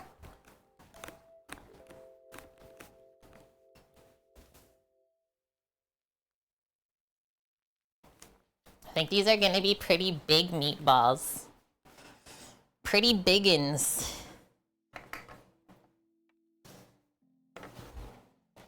And another sheet pan. But wait, there's more. How many sheet pans can we use today? All of them. I'm just grabbing some parchment again. You got some gluten-free pasta now? Really trying to cut back on breads and rice? I definitely eat my fair share of rice now that I don't eat wheat. Like rice and potatoes.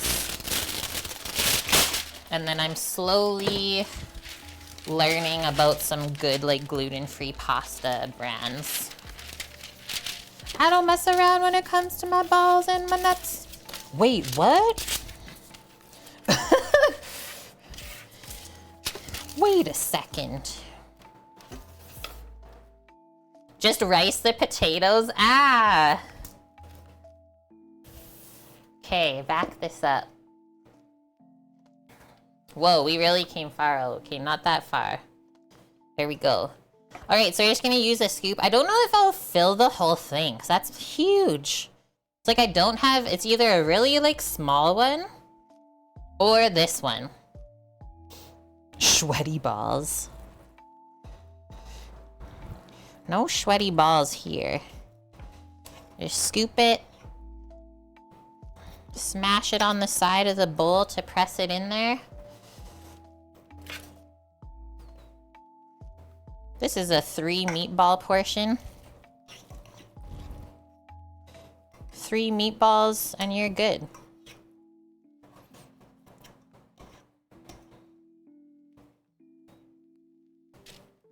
And I do this scoop so that they're all the same size. So that when we go to cook them, they all cook at the same rate, right?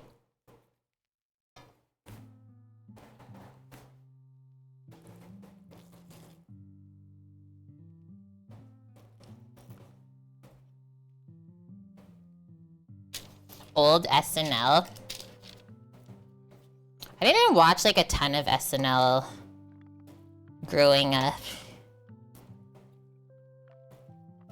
But yeah, some of those skits, I mean, most of the skits are hilarious, let's be honest.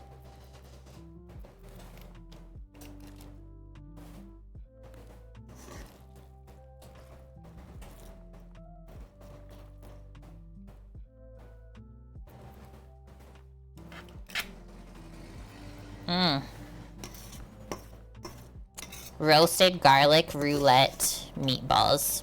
That's what I call these sometimes. You never know when you're just gonna bite into a full clove of garlic. Sometimes they're hiding in there.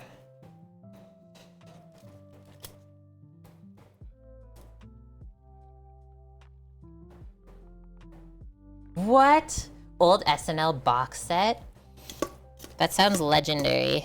That's like probably worth a pretty penny now.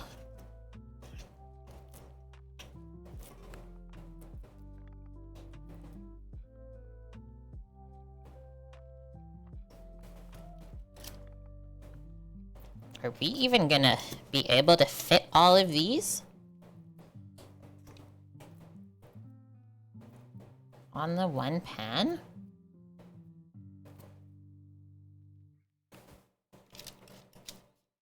Should have done a 3x3 almost.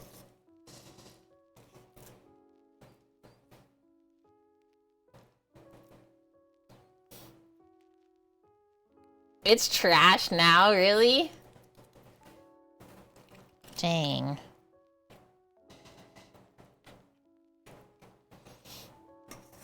Okay, is this the last one? I think so.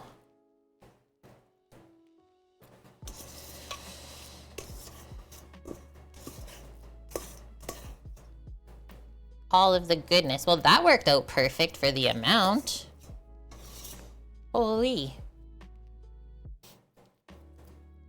Okay, I'm gonna put this one over here. We did it, chat. Massive roasted garlic meatballs. Soak the bowl, wash our hands. Yeah, can you tell that this was on a restaurant menu before? We used to make these at the brewery for an appetizer. Serve them in a mini cast iron. Just meatballs bubbling in a little cast iron pan with tomato sauce and cheese. 10 mega meatballs. Such good meal prep for the week coming up. Smoke a bowl after the big balls are made. I got nothing in the house right now. Nothing in the house right now. I might go to the dispensary on my walk. We'll see. Okay, so these are not going in the oven just yet. We're just gonna put them over to the side. We literally only have 2 minutes before we check on the squash. So I'm just gonna wash my cutting board. And then I'm thinking, if the squash is not done, it probably needs like another 10 minutes. So we could potentially put the meatballs in already. Yeah, right, Paloozer? I mean, the only deadly part about those meatballs was like serving them in the rockin' hot cast iron out of like the wood-fired oven. Just terrifying to like make the server bring to a table. But yeah, so good looking. It's like one of those things where it's like you see someone go through the restaurant and you're like, what's that? I want that. Okay, I'm grabbing the toffee, bringing her back over so we can chocolify it. I really hope it's okay. It's pretty funny looking, honestly. It's a funny looking toffee. But I will say, the butter that was once upon a time on the parchment paper, like outside of the toffee, the butter disappeared. It's like it got absorbed back into it. So there's that, I guess. I don't even know anymore.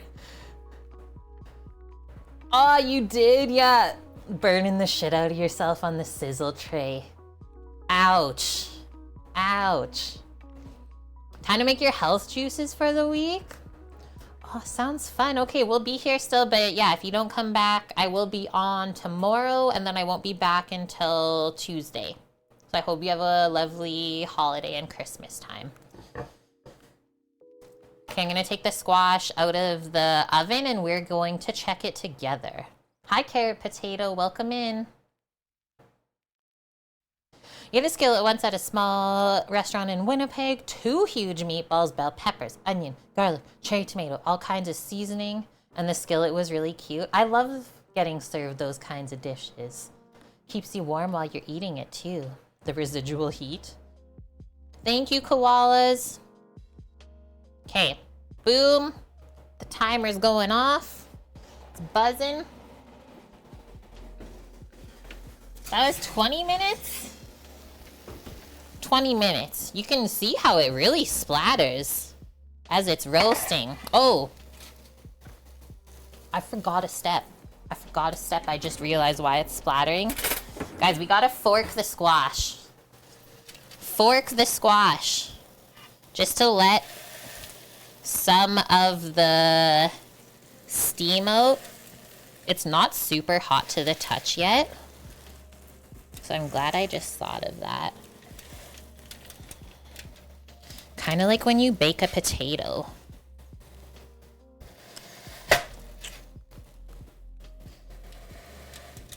Okay. But I would say those are definitely not done yet, so I'll go 10 more minutes.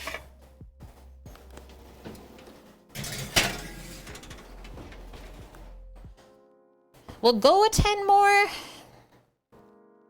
And so then in that time, I suppose we'll finish our toffee. What is going on with the stream today?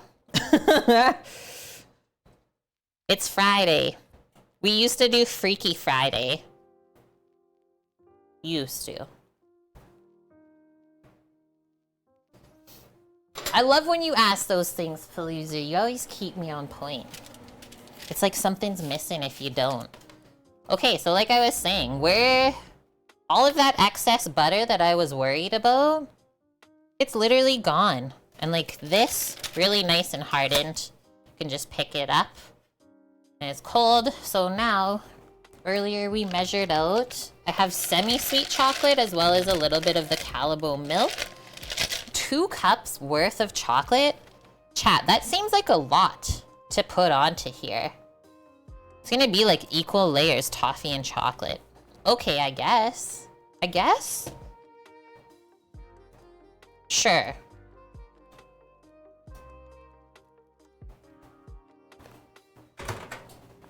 I always do 30-second increments in the microwave when we melt chocolate so that we don't burn it.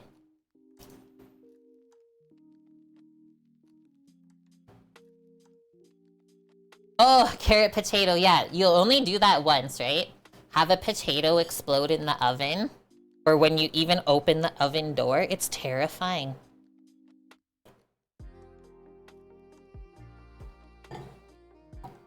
What? Told my boss I was gonna make venison stew for Christmas. He told me I could order it through work. When I asked how I should pay, he said it's a gift. Okay, like never leave that job, all right? Just saying.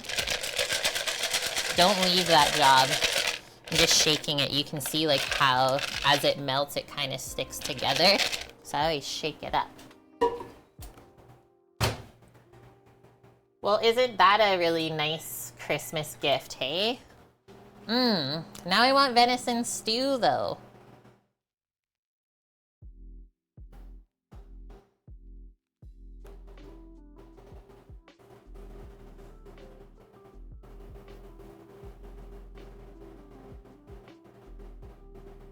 And yeah, venison is expensive, it's true. You and your wallet are really happy. One suggestion is when you make the stew, save a small portion for your boss so that you can share it with him. Okay, we're getting more melty. That's how you know when it starts to stick to the container. Just going to grab a spatula. Yeah, that is the other option. I think it depends on like where you are in the world, but maybe you could harvest your own venison. Harvest it. Don't hunt it, harvest it.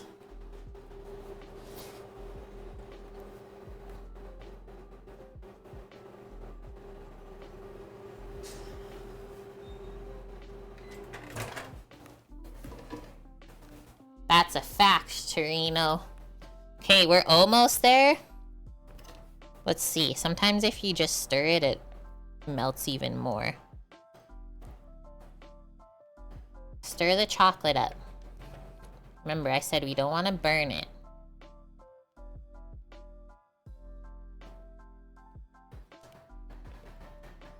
But we don't want any lumps either.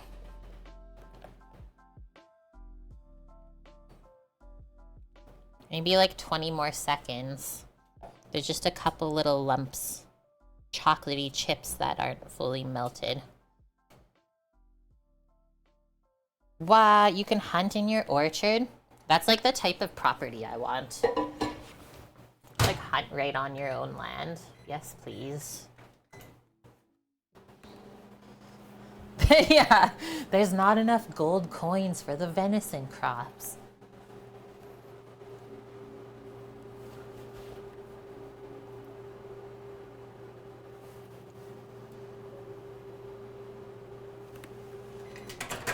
Okay. You got all of the chocolate. Oh, it's not your land? That's like how Sam's family hunts too.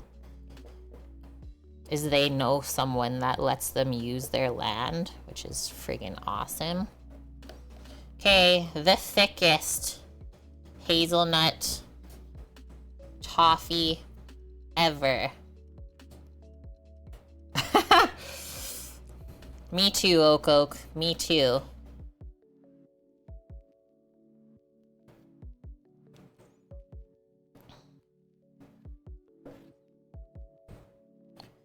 Yeah, I was wondering about like the rules in Netherlands. Because like Carrot Potato said, it's a small country.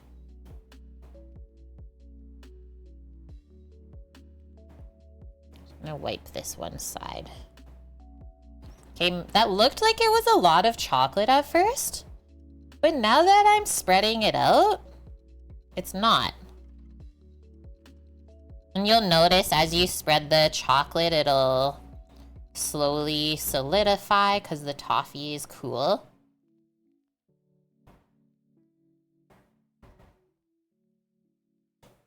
I don't know why I'm just like holding that container as like a security blanket. Don't ask.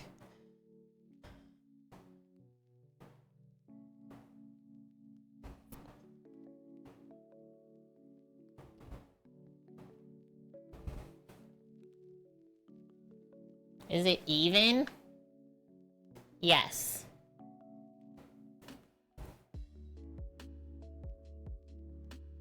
Now roll it up like a burrito. That's impossible. The toffee is like completely hardened. Okay, that's like as good as we're gonna get. I'll just have to deal with this chocolate on my own after stream. You don't want to see it. Suzanne, good to see you. Yeah, I hunt mushrooms and berries. Okay, so we thought we were done with this? Nay, nay. Toasted hazelnuts sprinkled on top.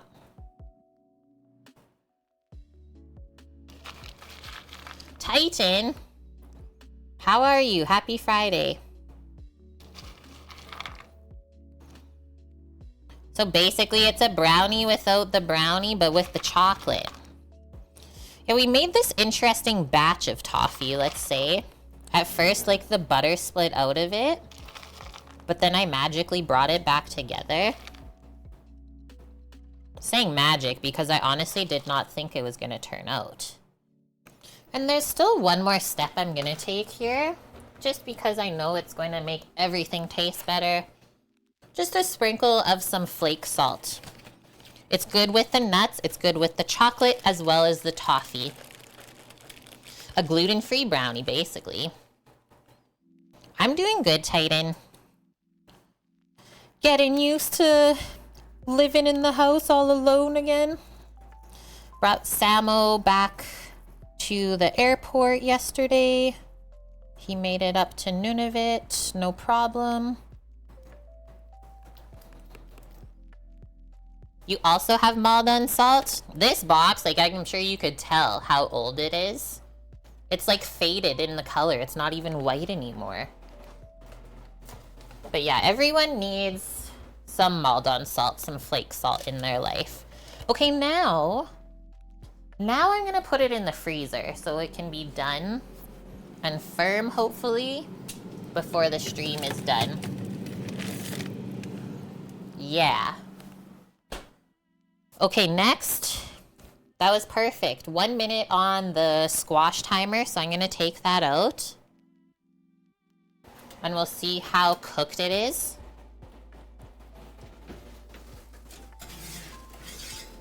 I mean, we just forked it like 10 minutes ago only, so it might still need a bit longer. And how we're gonna check it, which one do I want to flip over? I think this one. Just take your fork. Whoa. Okay, so you can see how it already is spaghettifying. The inside is definitely nice and roasted. We're just working on the outside parts of the flesh now. Just flip that back over. I'm gonna say like 10 minutes for sure, maybe 15. So I'm gonna pop the meatballs in with these too, because it's gonna cool down the oven a bit.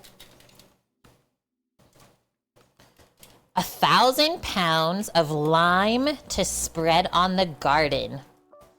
1,000 pounds? So you're like trying to redo the soil in the garden? Getting it prepared for the next season. Here's the meatballs, chat.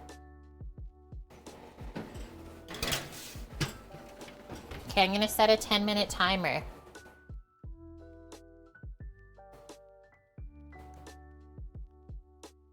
At work, when you cut the meat, you also sprinkle Maldon on it before plating. As you should. That sounds like you're working at a really nice spot. I wish I could like come over for a meal. I wish it was that easy. Nice, Michael. When I was talking about giving ground venison to a boss, I thought you were going to say they could always send it to you. Yes, please. Getting the soil ready for the spring garden. I love that. I can't wait to have my... It's not even going to be a garden. It's going to be a full homestead. A full homestead. We're going to the stove because I want to stir this again and see how it's tasting. Because we can maybe blend it up. Oh yeah, it really cooked down. Holy. There's still nothing stuck on the bottom of the pot though. And then one thing I will say when we blend this, it's gonna get really thick, so we might need a little bit of water just to thin it back out, and then we'll have to season it at that point. So I think that's good. I'm just gonna use my little immersion like stick blender. Let's come back over here. Just want this to like stop bubbling so crazy so it doesn't go over my cutting board. It is looking really good though. We put some, you could see the pieces of floating roasted garlic in there. And then we're just gonna blend in fresh basil. I never put fresh basil in at the start because I find that once you cook it for a long time, you lose that really bright fresh flavor. So I always just blend it in at the end. That's what I'm gonna use. The boat motor, if you will. I want that property there. Trust me. If only it was that easy.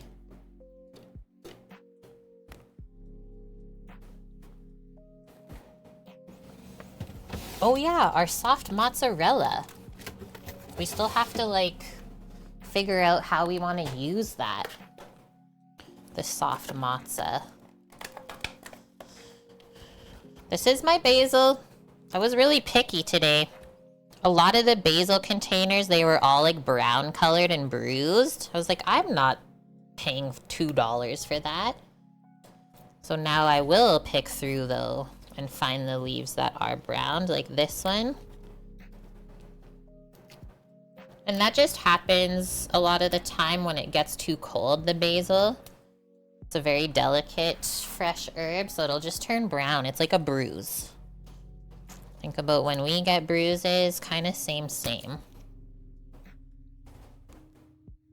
Yes, and I just realized I'm gonna have extra mozza so I can make caprese salads with this extra basil, tomato, mozza.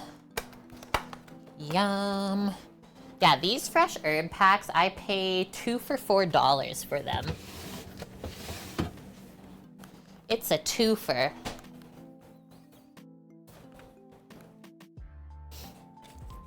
Still something that I should be able to grow in the winter though, instead of paying that much money, right?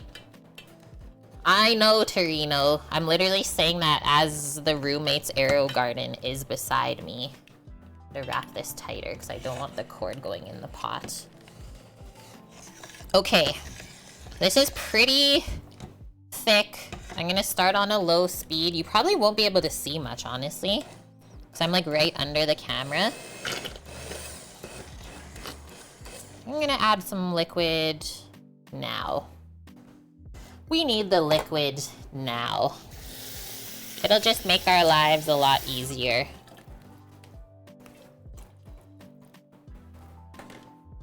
To blend it. There. And then sometimes I tilt the pot.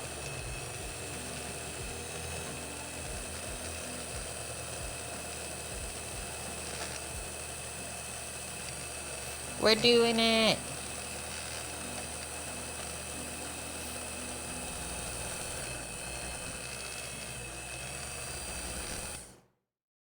Push some of that stuff down.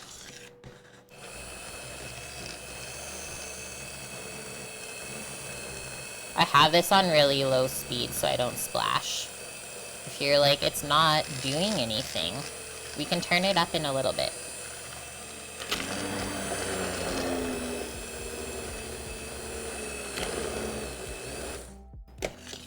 Bonk! I just saw you're in here. Hi, Bonk. How are you?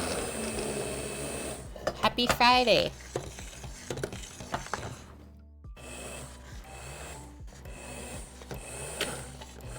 I'm doing this because I know it's gonna splash. But this is about good for me. I like the basil pieces nice and big.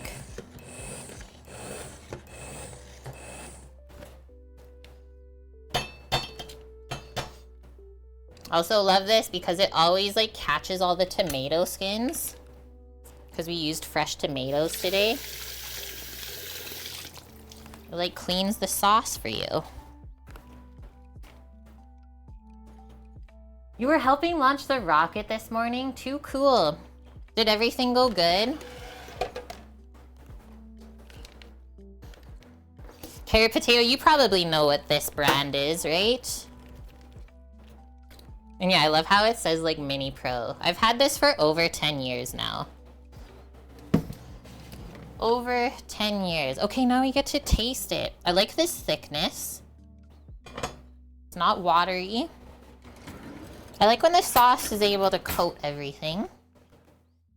Went off at 9:32 a.m. right on time. Beautiful. That's good.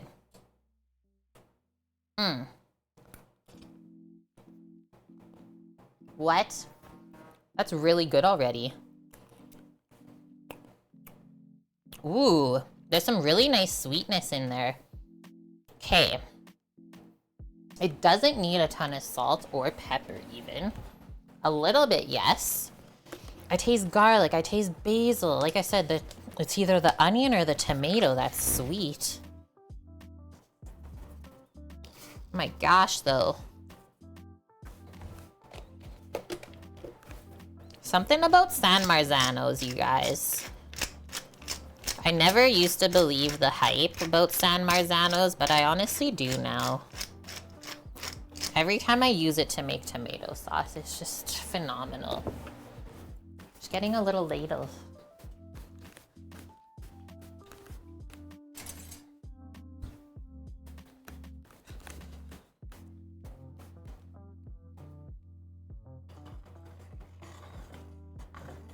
Yeah, when you guys come in and say that. Hi, I missed the stream. Can you please start over? Thank you. It's usually Torino that says that. Titan, you're looking to buy a greenhouse so you can grow in the winter?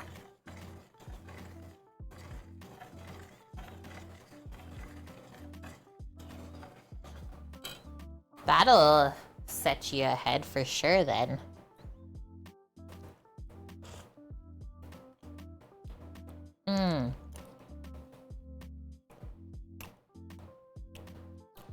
I don't think it needs anything else. So that's how simple I always make my tomato sauce. Onion, garlic. I used fresh tomato as well as a can of San Marzanos, a little bit of water, salt, pepper, basil. That's it. That's it. So we'll just keep that warm on the stovetop. Let's be honest, tomato sauce stays pretty molten for quite a while. Yeah, suitcase packing. It's almost time. I'm several hours deep now. Yes, we've been working right along. This is the brand, carrot potato. The brand is, will it focus? The brand is Dynamic, it's called. Maybe it'll focus more on that sticker. Dynamic.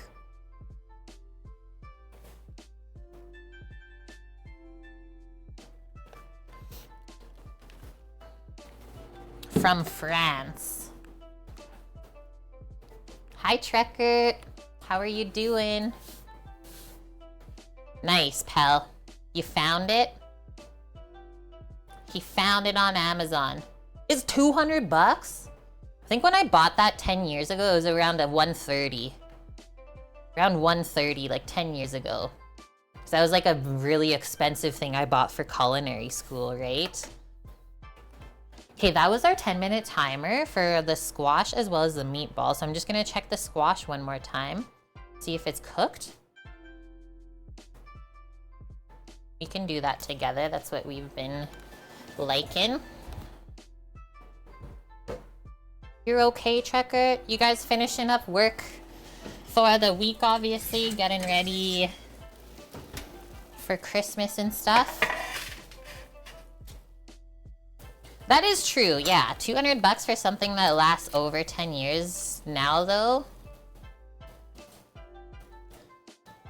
That's Francais. It is, yeah, you're right. Okay, let's see. I think we're good. I just want to show you guys. Can you see it? If I turn it this way.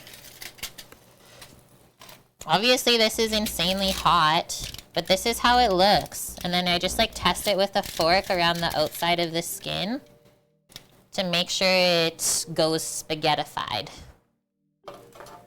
So I'm just going to flip that back over. We are going to check the meatballs now. You're off for 2.5 weeks. Lucky. I mean, I shouldn't say that because I've literally been off work too. Lucky. But I might actually have a new job prospect. I'll let you guys know. I have to read an email after stream today. Okay, those aren't done yet. I just wanted to show you how weird they look on the sheet pan. But that is how the meatballs usually look when they bake. They don't look the best when they first start cooking, but they turn out really good at the end. After the year you've had, you think you need it. I believe that. They have pumpkins. I love growing squashes. Oh yeah, our matzah. Okay, don't forget about the cheese, Kate. Something you bought is a bit excessive is a knife glove so you don't cut yourself. Those are actually very smart to have. Like, we have to wear those at work, depending on the job in the restaurant. So that's not a weird thing to have, Suzanne. And you're not far off, White Dove. White Dove saying put a propeller on the immersion blender and use it as a boat motor. So you can buy immersion blenders. Like, I'm not joking when I say that they're like basically this size. Like over half the size of me to blend in like a massive pot, right? So once upon a time, like we have a friend that lives in Hattagwai, which is like an indigenous island in northwestern Canada. One time they lost the outboard motor on the boat or it just wasn't working. So his sous chef took the immersion blender It was working. It was working on the boat until they dropped it in the water. So that's my story about boat motors. It was working though. Just don't drop it in the water. Okay, this goodness. Okay, let's just put it this way. The squash almost cost the price of this entire block of cheese. That's an expensive squash. It better be the best squash ever. Boom.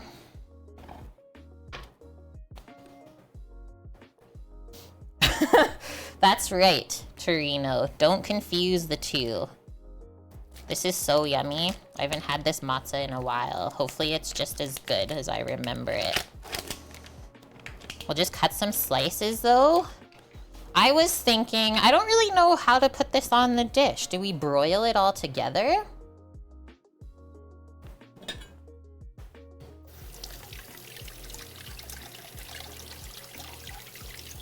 Just have to clean the squash off of my knife.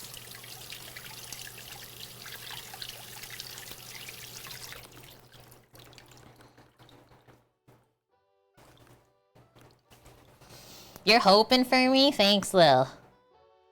Just do some nice thin slices.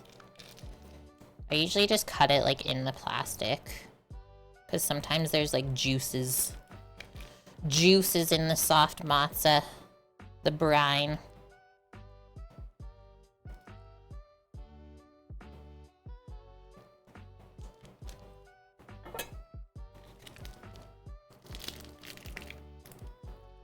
Nice. Yeah, you could also just like tear it apart. The tear aparty goodness. Mmm. It's similar. Not quite the same. It's like a little bit more salty or something. A little more salty and a little more firm. That is one way to increase the weight of the cheese, I'm gonna say. Possibly why they did that.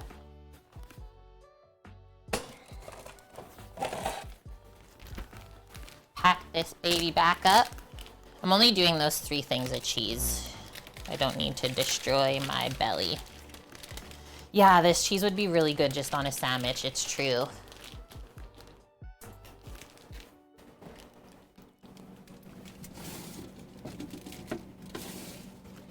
Sandwich.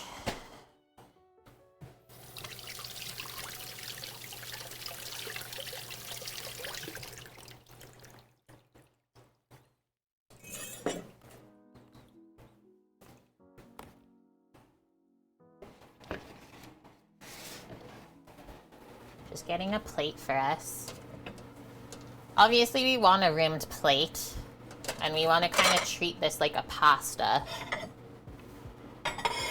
Grab the one pasta bowl that I have.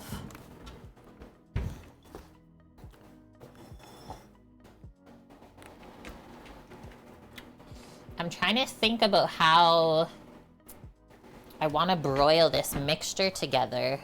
Because I don't think that this should go under the broiler in the oven. I'm scared of like shattering the dish, you know?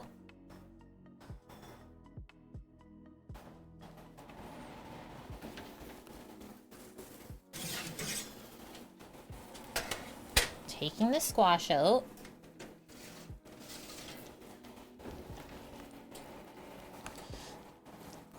These meatballs look hilarious. I don't want to show them to you because they look like so weird. The juices that came out. Oh, and I forgot to actually add cheese into here, but I think that's okay, considering we're putting the fresh matzo on top. Okay, we're at like 1:45, so we're really close to being done.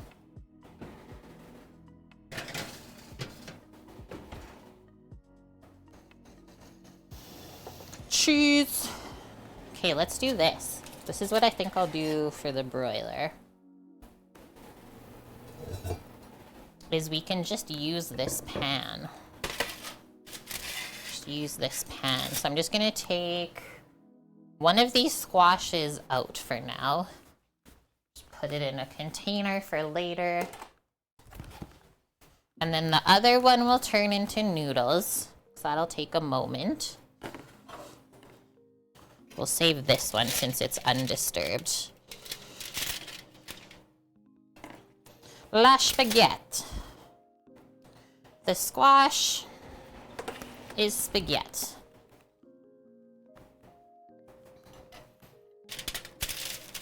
Okay, so since this is like a little bit kind of burnt on the foil, I'm just gonna do that. That was easy. And then you just hold on to it carefully. If you need like a pair of tongs, you can. And you just gently take a fork and make noodles.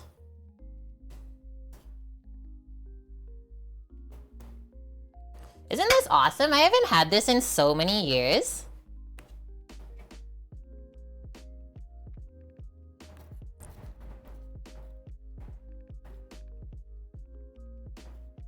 Like, it just keeps coming. It's crazy. So just kind of like scoop it out as you're getting it. You can turn this. It's really hot, if you guys couldn't tell. I'm trying not to burn my fingies as I do this.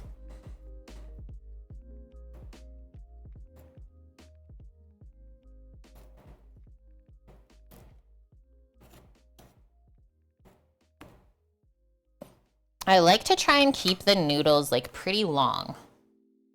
I don't want them like too cut up because they'll go mushy.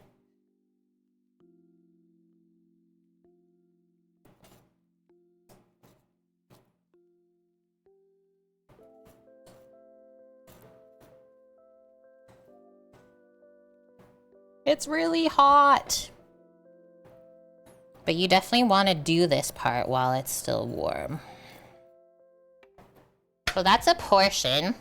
And then I always recommend tasting this. We drizzled some oil and sprinkled a good amount of salt and pepper in the squash before we roasted it. It still needs so much more salt. Insane. Insane. Okay, I'm just turning the oven off now. We should be good to go.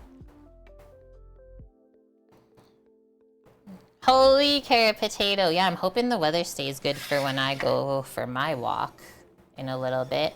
So now I'm just gonna scoop this. And I'll sprinkle some salt and pepper on the squash before we pop our tomato sauce on.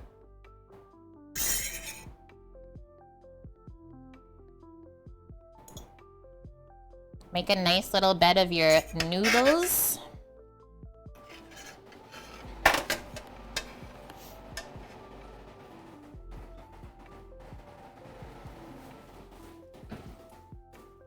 I'm gonna take these meatballs out as well. Maybe they can just live right here. What does it taste like? It does have a nice sweetness. Yeah, you're right in saying that. It's like sweet.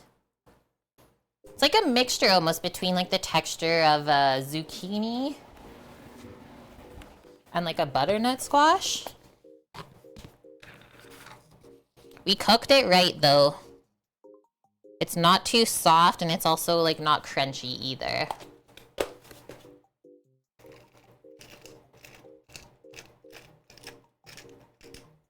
Heavy on the pep.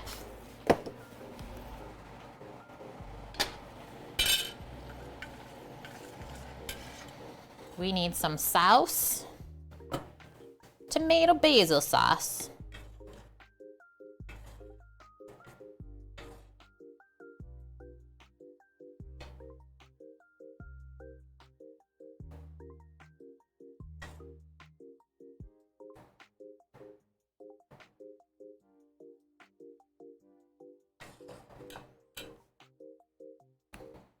Now what? Grab a little fork or a pair of tongs for our meatballs to go on there. Even just spoon them on. Nom. Okay, so all of this stuff, like, around the meatball, usually it doesn't stick around it like that. That was weird. Usually we can just pick it up. But obviously this is cooled. So interesting. This is from our, like, our own ground beef that we did last week on stream. I bet you these meaty bits probably taste pretty money.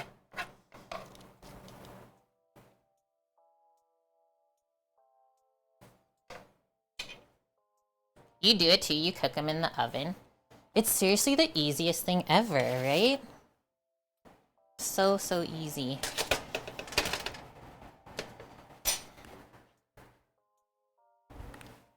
Honestly, I think I'm just gonna like pull this apart, the matzah, and spread it around the dish. And I thought the tomato sauce was good, but it's still like a little watery. It's hard to not have that happen, especially when you do use the squash instead of pasta.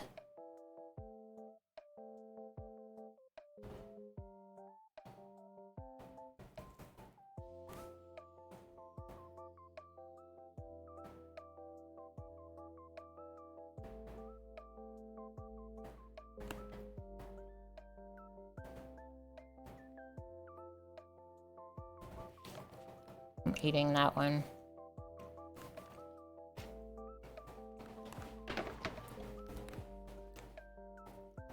You have tasty shallots. I said hallots. Hallots hanging. Shallots hanging in the shed. Just do a little sprig of the fresh basil on top here for color. Is there like a perfect small one here? Yes, there is.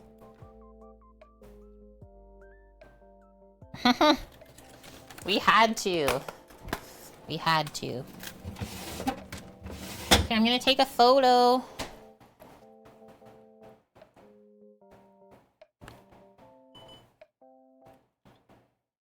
And then let's not forget about our hazelnut toffee as well. You gave up trying to fry the meatballs in a pan like 20 years ago? Oh yeah! Swedish meatballs. Yum. Okay, I need a lot more light in this place for this photo.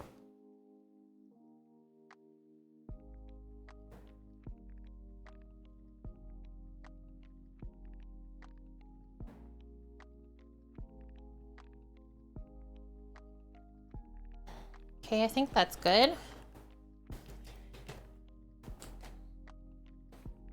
Turn it down. I'm grabbing a fork. And I'm excited. Hopefully this cheese gets all melty. Okay, ready guys? We're cutting in.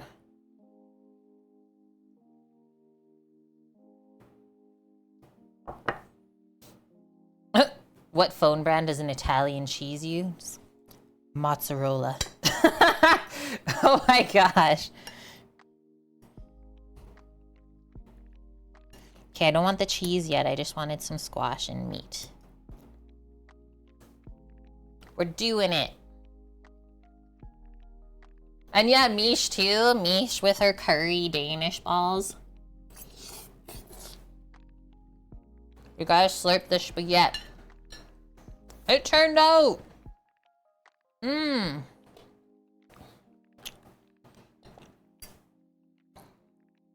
The meatballs are like really nicely cooked.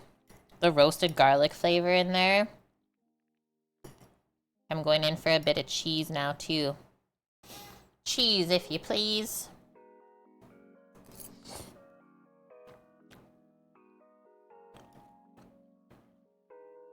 Mmm. When the roasted garlic cloves are just falling out of the meatballs. This is also a gluten-free dish. If you didn't want to make spaghetti squash, you could use gluten-free pasta. There's so many different varieties that they make now. And actually, like, the squash is soaking up the little bit of, like, liquid coming out of the tomato sauce. Mmm. The garlic clove surprise.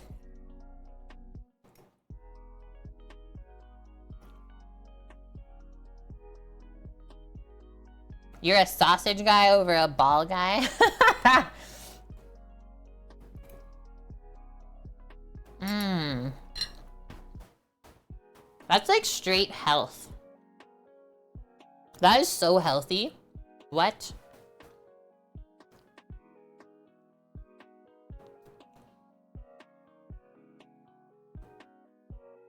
That's actually true. I guess it depends on which European country.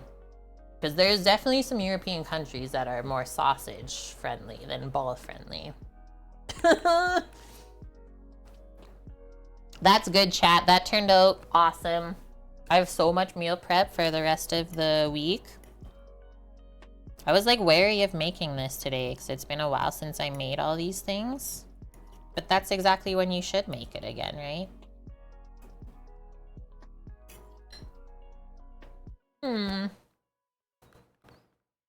Tony. I'm still mad at him, Bonk. I'm still pissed at him. Okay, ready? Switch into dessert.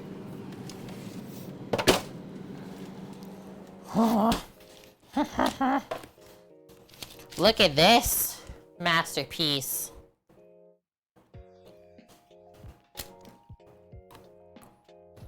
Hazelnut toffee with chocolate, and we also added some flake salt because why not? That is very true, yeah. Sucks what some people can drive you to do. You just want to say mental health's really important, chat, and we're always here for you. Love you. Okay, we gotta break this up. Remember last time, what was I trying to break? The banana bark, and it didn't break at all? So it was like really stuck on the parchment. But this, if we lift up the sheet of parchment and then drop it onto the sheet pan, it should break into some pieces, whether they're large or small. And then from there, you can like determine what size you want them. This is so thick though, so I don't know if it will break because the layer of chocolate is so thick. It should. Keyword, white dove. Should, yeah. Raise it all the way up to the camera. There was no warning, but it did. It did to an extent. Oh, a piece broke off? Okay. You gotta break the entire table. Holy! It turned out. So I made this to like bring a little bit of pieces to give to like my bro and his partner as well as my parents when I see them. And also like my grandma and step grandpa, just for like a little bit of a Christmas treat. Cause I don't buy gifts really. I'd rather make them. Lorenzaccio.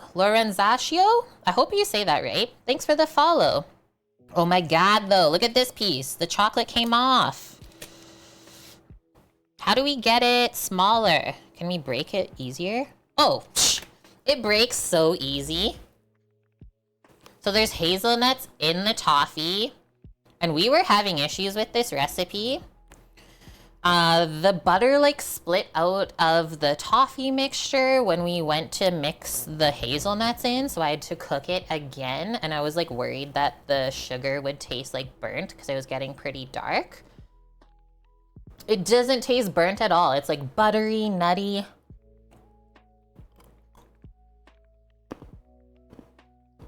It's not too hard to bite, which is also a really important part of making this. He's gonna be happy. I'm really happy I made this. Like, this is something, if you go out to buy this, to like give to someone you love, it's gonna be really expensive. So like these little things like this are better to make at home. You'll save money, and as well, it's a more thoughtful thing to do for somebody. It actually turned out, I totally thought it wasn't. Let me just blow my nose really quick. Mmm. And the chocolate layer on top. My nose was running. I best go catch it. Okay, so that's a good recipe. I was very sus about this recipe before, but it actually turned out. I'm very excited. I'll obviously keep a piece for Sambo to have when he comes home too. Wait, I gotta take a photo of this. You only got Lauren 2 gifts that you know she will absolutely use a lot. And yeah, you're the third one. Samo made me open all of the gifts from him already too. And I like them all. He's like one of those people that just can't wait. This is money though. I'm kind of addicted to it already, but I don't want to eat more because I didn't finish my dinner yet. The toffee is solid. The toffee is solid, but it's not like a hard candy like how a peanut brittle is. It's like you bite it and then it just kind of melts in your mouth because there's a whole cup of butter in there. I might have to make a second batch. I was just trying to use up my hazelnuts in the freezer.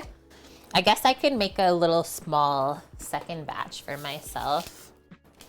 I'm just gonna pop it back in here for now until I pack it up after stream. We did it though. I honestly was worried about it.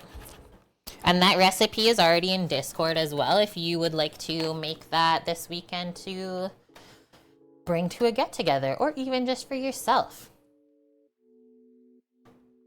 Okay, friends, we're finishing up. Almost 2.5 hours right on the dot again. This was a wonderful stream. Bonk's like, but I just got here, Kate. Okay, this is actually one of my favorite streams ever to watch. Let me just first see if there's anyone else on.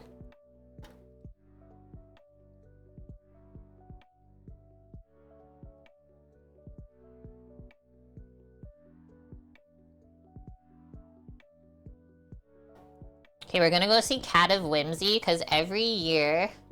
Yes, Stream Elements is still borked. I literally don't understand. I am writing this on a piece of paper right now. I'm gonna email them. Email Stream Elements about commands. It's like, hi, do you want me to keep using your service? Because pretty soon I won't be. Okay, chat, we'll be back tomorrow streaming again. 11 a.m. Pacific. Just making sure I spelled that right. As always, if you guys aren't around tomorrow, no problem. I know this weekend is so busy for everyone just where Christmas is falling. So I hope you have a wonderful holiday if I don't see you. And we'll be back on Tuesday, so Boxing Day. We're gonna make some things that I'm gonna bring to my Boxing Day dinner with my family. My bro and Finn and my parents and obviously Astra.